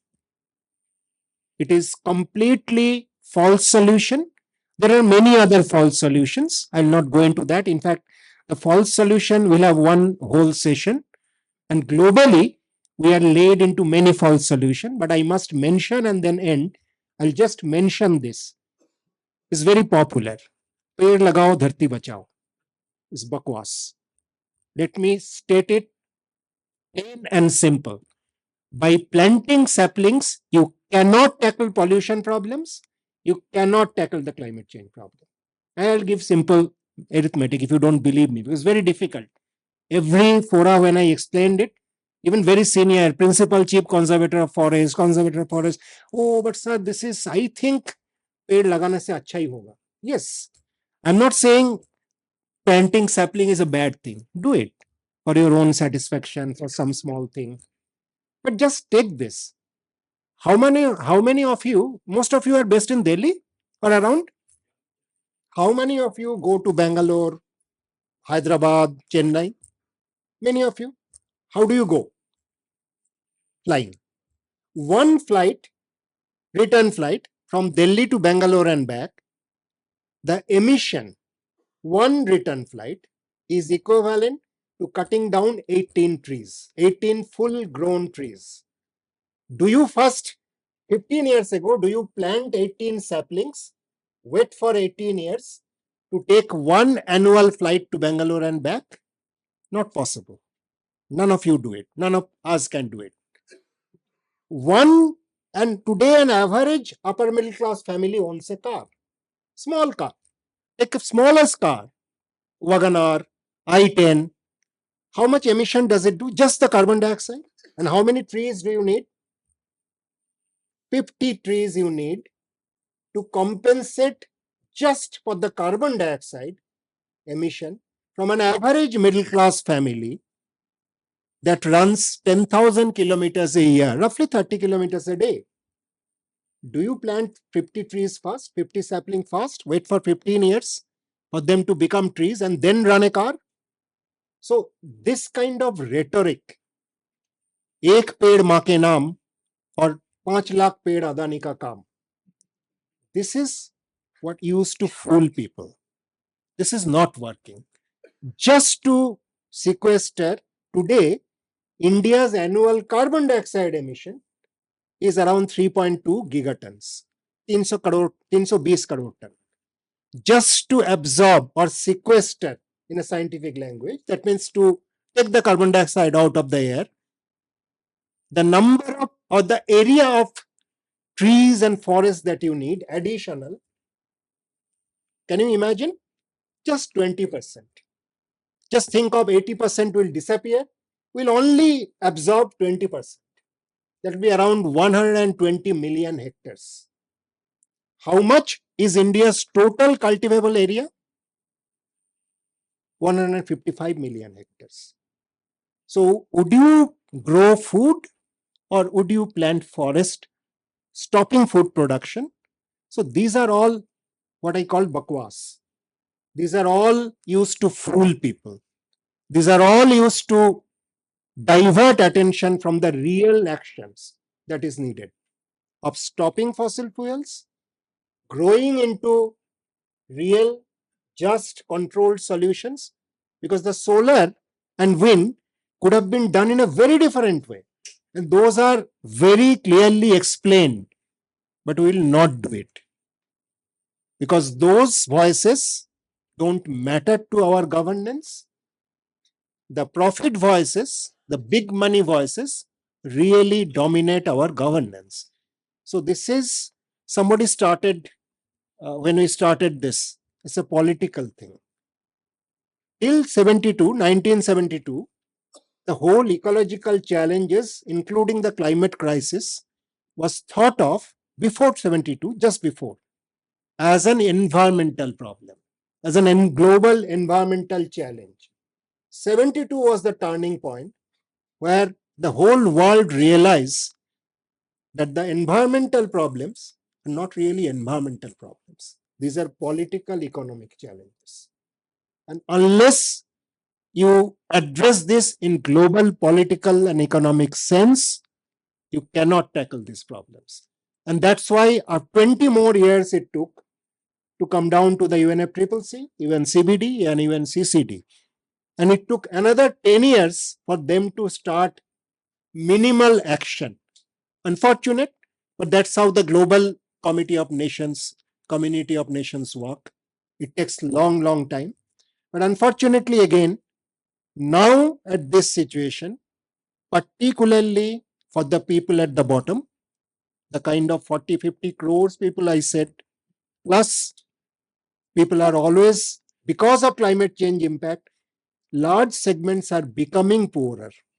Like I said, if you lose 25 days out of your 190-day working days, you become lower middle class from a middle class life. If you have seen a coastal fish workers in an undisturbed sea, they earn quite well. But that equation changes dramatically if you lose 25 days out of 180. So this is the big challenge. We know what to do. We know what are the just solutions. We have enough of them charted out. We also know what are the destructive sort of false solutions. What are the rhetorics that don't work? As I said, you can't plant 120 million hectares just to sequester 20% of your emission. And our emission is growing. In the next 20 years, it will grow almost more than double, quite more than 6.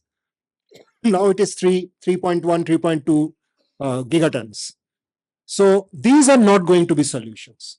The solutions have to be come from the bottom and from the science. And last point, that many of our solutions might also shock us a little bit, because as I gave the example of Ladakh or example of coastal areas, many of our traditional knowledge systems will have to be reworked, because the knowledge that was gathered by people over many, many generations from a particular climate, weather, earth system conditions, the whole system conditions have changed and are changing. So we have to adapt to this new knowledge. And I was really, really pleased when His Highness Dalai Lama ji has told about this, that we have to adapt to the new knowledge. We have to adapt to the new realities. You must, if you have noticed that, it's a very something which people don't realize easily. And that's very important. So I'll end by inviting all of you that if you are even a little bit shaken up or moved, maybe you will join in the work with either communities which are in the forefront of the climate change hits, or if you are not very comfortable in going out and roughing it out, maybe raising your voice for right kind of policies against the rhetoric driven, corporate controlled, profit driven false solutions of the climate crisis. Thank you very much.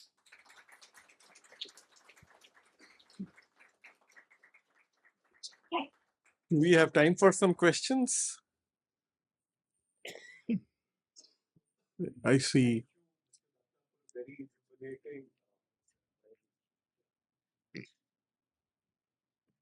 Thank you, sir, for a very illuminating update on what the real picture is. I think it's absolutely rattling. I mean, you said a few people are shaken up. I thought, the 4 chairs of the seat were shaking. But 2 things I wanted to ask you. One, that considering you've been so closely looking and been in this space, right from the policy parts to working with the grassroots for such a long time, if you could just give one, it's very obvious to you, you are able to connect the dots because things won't change overnight, right? So if you could share with the team here one trend that you can clearly see happening, say, over the next 5 or 10 years. And secondly, from the solution perspective, as you said, it's the marginal communities that don't seem to have a voice, which were actually doing things which were very, very good for the ecology, and they are getting displaced. And it's them coming in and following that same urban model, flights every 3 minutes, come be marginal workers now in the big cities. So this trend of how do you give voice and empower those people? How do you get those 500 million people to at least put up resistance or come, because they are the ones who are most dramatically impacted? So one, a mega trend, and one, what could be done at the grassroots? Okay.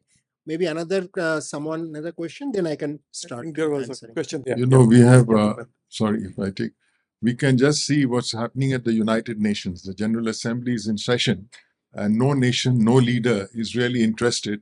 And the poor Secretary General is crying himself hoarse, and the UN itself is on the verge of collapse.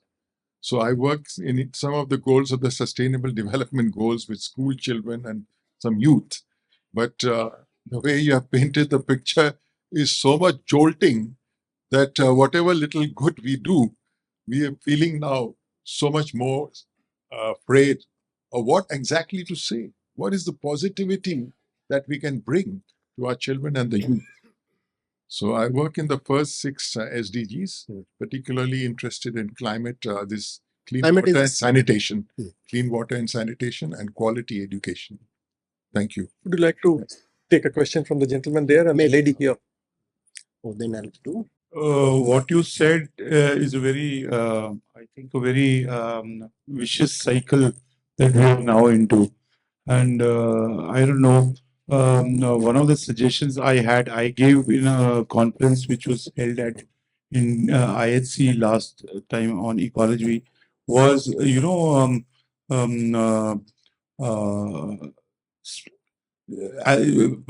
you neutralize that already. The idea is to hire, there's the Narega workers, just from Indian point of view, not the global point of view. To hire Narega workers, let's say 1,000 to 2,000 to 5,000 Narega workers on each state, and go on a massive tree plantation drive. Is what you have stated leads to there is no solution at all now. You see, what you are saying, there is no solution at all. But this is a partial solution. You see from the Indian angle, not from the global angle. Just go on a massive tree plantation drive. Narega workers is one of the solution. Narega was an initiative, I think 20, 25, 30, 35 years back it was started. So massive tree plantation drive, 365 days a year, is possibly one of the partial solutions, I think. And let's say if let's say 1,000 Narega workers are doing each state, then I think, or more than that, there is some results we derive, let's say 5 years, 10 years down the line. Second is, I don't know, there's Facebook, there's so much social media. We read, I don't know if it actually is there or not. There's these seeds, these small seeds I've read on Facebook. आप उनको फेंकेंगे, when you throw them, they offshoot. So we have, it's a technological world now. The drones are there, massive planes are there. Drones are there for now warfare. See, you have a massive global tree plantation. आप बीजी फेंको पेड़ हवाई जहाजों से, ठीक है? Massive. You throw crores and crores and crores. If 1% grow up, even if 1% come up, I think a partial solution will be reached to. Okay. The carbon emissions double. I don't think there's a solution. Can I just give it to the lady here? The lady here. Yeah. Hello, sir. First of all, thank you for such an insightful discussion. My name is Udita. I'm from Jawaharlal Nehru University, and my question is, sir, do you think that ideas like ecocide and upcoming generations, rights for future generations, would impact on the change for future international laws for climate change? Okay, let me, since the first one is about megatrends. See, there are 2 megatrends very clearly visible already. One is globally, the energy systems are really changing towards renewable, which is basically non-fossil energy sources. So, can I have a little bit warm water, please? So that's one mega trend we are seeing very clearly. That's a positive trend. In many places, this is happening with the participation of citizens. In many places, you go to Germany, like Bonn is the headquarters of the UNFCCC. So I used to go to Bonn multiple times earlier. Of course, taking a flight, emitting huge amount of carbon. It doesn't matter. See, within India, I personally avoid taking flights. Even if I go to Chennai, Bangalore, I take a train. But that doesn't really change society. That's for me to be true to my conviction. But whatever, there is a clear trend that the energy systems and energy is very intimately connected with the climate change crisis. Because climate change is not just contributed by, as a lot of people are very happy to say, capitalism. Yes, it's capitalism, expansionist, extractive industries. But if our extraction was well within the Earth's regenerative limit, there would be no climate change problem, even with coal, oil, and gas. Today, we burn 8.8 billion tons of coal every year. If it was 2 billion tons, there would be no climate crisis. There will still be some pollution from coal, but climate problem will not be there. So let's be very clear. So one mega trend is moving away from fossil fuel energy resources to non-fossil energy resources. Of course, I'll not go into that, internal, nuclear, etc. There are other problems. But basically, solar, wind, geothermal, these are the three major sources where countries are moving. And some countries are moving quite fast. Even in India, over the last 10 years, if you look at, we have reasonably good new installation. In fact, last 2 years, globally, the total additional new energies, solar and wind, was far higher than coal, oil, and gas together. So that is a mega trend. The second mega trend that is happening, and that is connected with the other, the tree and mega tree and throwing seeds, etc., and what can be done, is that there is a trend for industries which use energy. One is transportation. Transportation is responsible for 14 to 16% of global emissions. All transportation together. So transportation is a major area that needs to be tackled. And there is a significant change happening in several countries. In India, it got slowed down, but it's happening. So that's, you can call, a mega trend. And we have seen the energy transitions have happened in history, generally in a span of 80 to 85 years.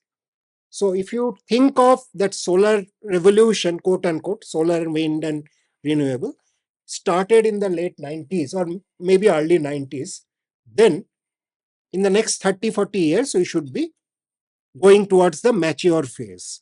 So these two are mega trends. The third mega trend is we are still continuing to increase fossil fuels. In spite of Paris Agreement, when Paris Agreement happened, even the IFIs, the international financial institutions, and I've been also engaging very strongly with World Bank, ADB, NDB, AIIB, all the major international financial institutions, mostly on their policies. They said will not fund fossil fuel unless that country has no other option. But very deviously, they started funding fossil fuel from 2016 in an increased scale. And in the 5 years following Paris Agreement, the 60 major financial institutions in the world has pumped in $6 trillion of money into fossil fuel infrastructure. So that's a negative megatrend. So two positive megatrends, one negative megatrend. There are others, but let me not go into further details. You said, what is the marginal communities? There are many marginal communities which are taking note of this. Like after Cyclone Amphan and Yash hit 2020 during the COVID and again 21. The National Fish Workers Forum in India, which is the largest unionized body of coastal small-scale artisanal fish workers, they again approached me. And we did 2 national level workshops, not only how they can improve their conditions in the coast based on knowledge, but also which are the policies in India where they can intervene, what, and from that, the idea, it was being discussed, a coastal rights bill is being talked about, like the forest rights bill, because they should not be doubly impacted and they should have rights as well as entitlements. So things are moving at large scale. Similarly, with and I can give examples of international work like that also, like the National Hawkers Federation. When I started working with them in 2018, building up their understanding, it's not only that they understood, because they are facing it every summer and every monsoon. The extreme heat and the urban flooding, and heat only do not only hit their health. If you know, most of the hawkers in India, a very large part, sell food items. And when they bring it from home, within 3 hours, they were reporting that my food that used to stay for 5-6 hours, now it's getting spoiled in 3.5 hours. So I have to throw it away. So basic, it's their health sitting on that 50-60 degrees Celsius, and then the food gets spoiled. They have to throw it away. And during the whole day, they don't get customers. People avoid going out in that hour. So a large part are women hawkers. If you, like my original hometown, Kolkata, if you go, a very large part women hawkers. Go to Goa, go to Maharashtra, several places. So women now have to come in the evening, leaving their families' work. So it's a multiple impact. And I'm not talking about the mental health problems that are happening because of this. That's another major area. But there are solutions. Like, let me quickly, somebody said any positives. See, as I said, there are mega trends in positives, but there are also trends globally. The same peoples, when they are collected together as large collectives, they have successfully negotiated with different international bodies. Like one of the major negotiations that I played a background role, I wrote the background paper, etc., with ILO, with these workers. And now many governments, many state governments, as I said, thank you.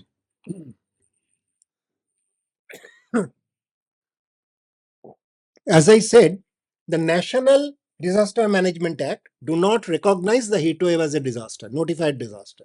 But there is a provision in the state can notify any disaster as a notified disaster within their state. So we were doing a campaign in Madhya Pradesh.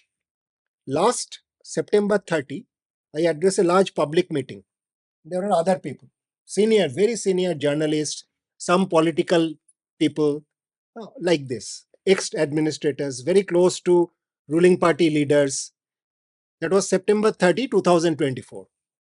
Within 1.5 months, Madhya Pradesh government announced that 2025 April 1 onward, they will notify heat waves as a notified disaster in Madhya Pradesh. So things are happening. It has happened in Tamil Nadu. It has happened with our effort. Of course, they never said that because of these people's effort, but they notified it. So now you are not just at a mercy charity of the government. If they give it, you are entitled for all the mechanisms under National Disaster Management Act 2005. That's not enough. If you die out of a disaster, only 4 lakh rupees, that's not enough. But at least there is a mechanism which automatically gets triggered if the notification is there. So there are multiple examples like that where positive things are happening at a national scale.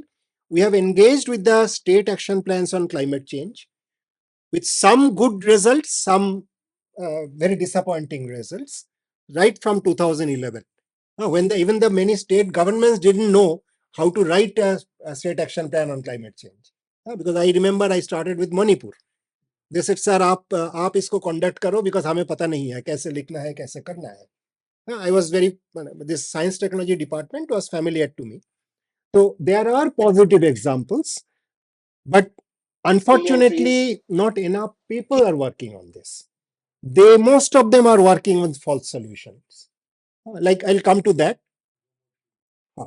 Hey, it's good thing, but that's not, as I said, simple figures are there, arithmetic is there, which shows you cannot, Manrega, and yes, Manrega, you can plant trees, but where do you get the land? I didn't go for 5 million trees.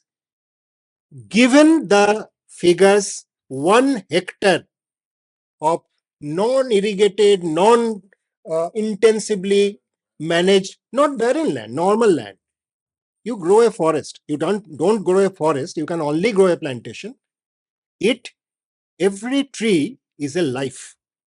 So it expels carbon dioxide also. The figure is 1 hectare over 1 year can sequester 5 tons. Unless it is intensively irrigated and cultivated, that kind of land.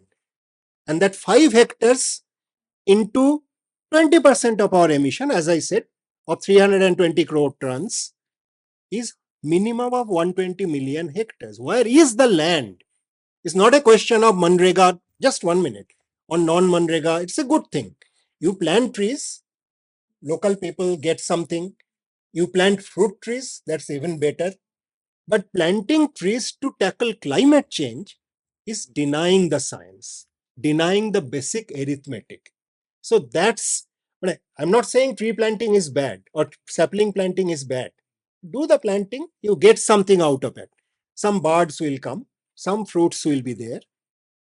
But there are other misconception that a tree covered area cools the earth. It's completely wrong.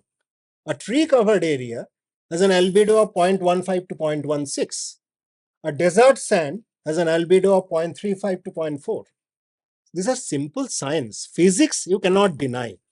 Simple arithmetic you cannot deny. But please don't misunderstand me. I'm not saying planting trees is not a good thing. I think in the interest of time, we have to take it. So you can check the figures. I have no problem with Manrega or any other scheme being used. But the fact remains, you don't have land if you don't stop food production. To your question of ecocide.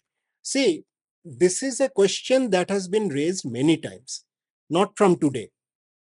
Starting from around 2009-10, this has been globally raised. There was in the history of, like, this year is going to be the COP30 in Belém.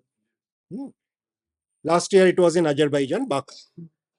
There was in this 30 years of history of COPs, there was only once COP, a global climate conference organized outside the UN's control. It was by global civil society, supported by some Latin American and other African governments. And that was in 2010. It was in Cochabamba in Bolivia. In 2010 April, I was there since Bandana Shiva could not reach, so I was invited to speak in the main function as Asian. There was, from each continent, there was one person invited. That conference was named the World People's Conference on Climate Change and Rights of Mother Earth. So from that point onwards, before that, there were a lot of these discussions by quote-unquote deep ecologists, many others. But that was a global forum where a lot of this documentation, how it's going into an ecocide, what are the methods that we need to counter this, what role the global people, not only civil society, the global movements have to play. And from that point onward, there were 3-4 global forces of movement groups. One is the Global Forest Coalition.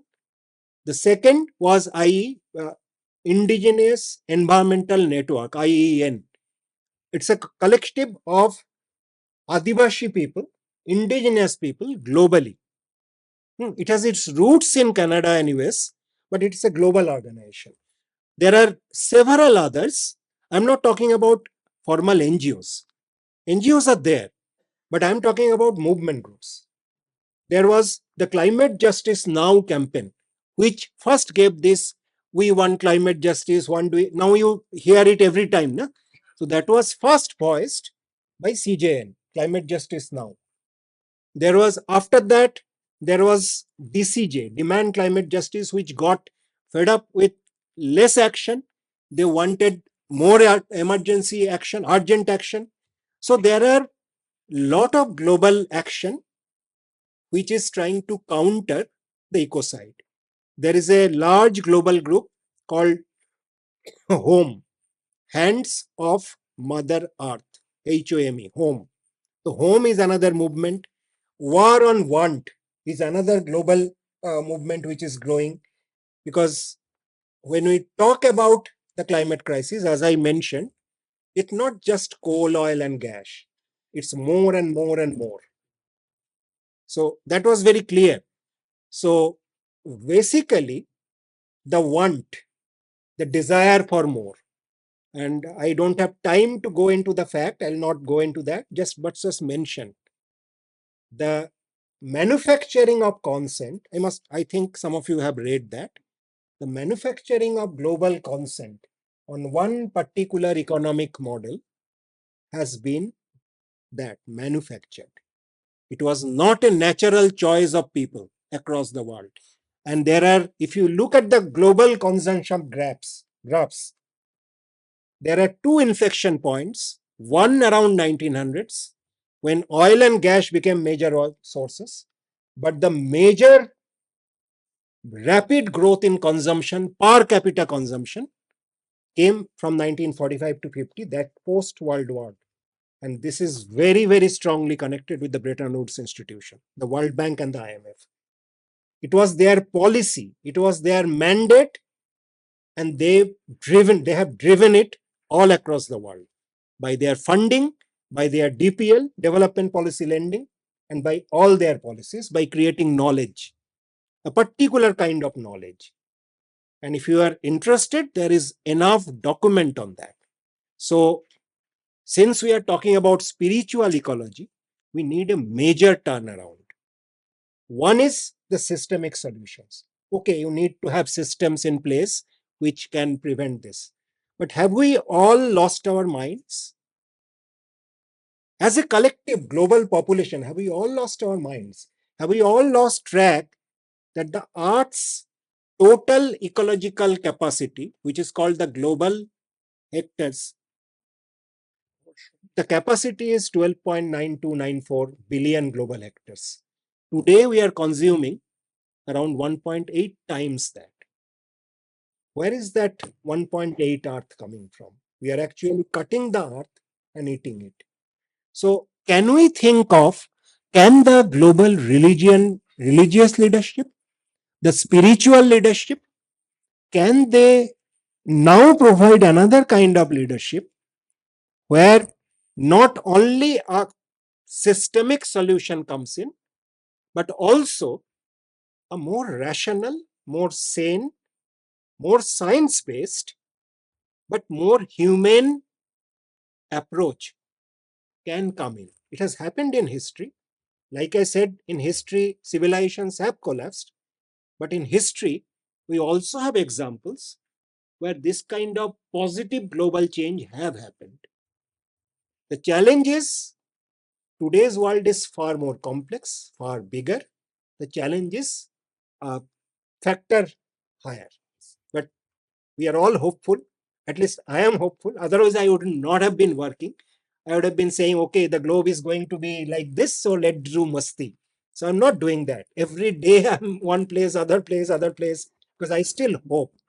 So I think we should all be hopeful, because in your question, last point, every fraction of a degree that we can control, the destructive impacts are equally less. And this is again non-linear. Like that negative impacts are non-linear, the positive impact of actions to control this is also non-linear. So there is hope, there is a possibility that we can change, but we need very inspired leadership at a global scale to move us from a very wrong direction and very false solutions. Thank you very much. Thank you. We also beautifully connected about sustainability and spiritual ecology. Thank you so much. I think we need to wrap up. I'm sorry, maybe bilaterally you can have a discussion. Thank you.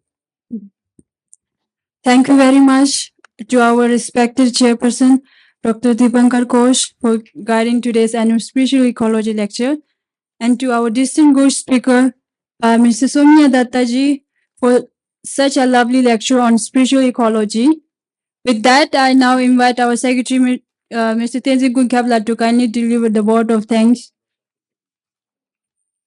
And one request, like Dr. Ghosh also said, it's a very simple personal action.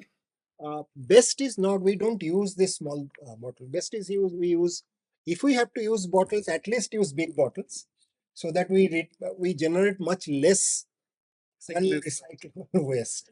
Just a small request. Please do not change a thing, but at least we should start somewhere. We'll surely keep that in mind. Yeah, please. Thank you so much, Mr. Soumya Dutta ji, for this very informative and eye-awakening session. You have shown us the difference between what we see and what the reality is.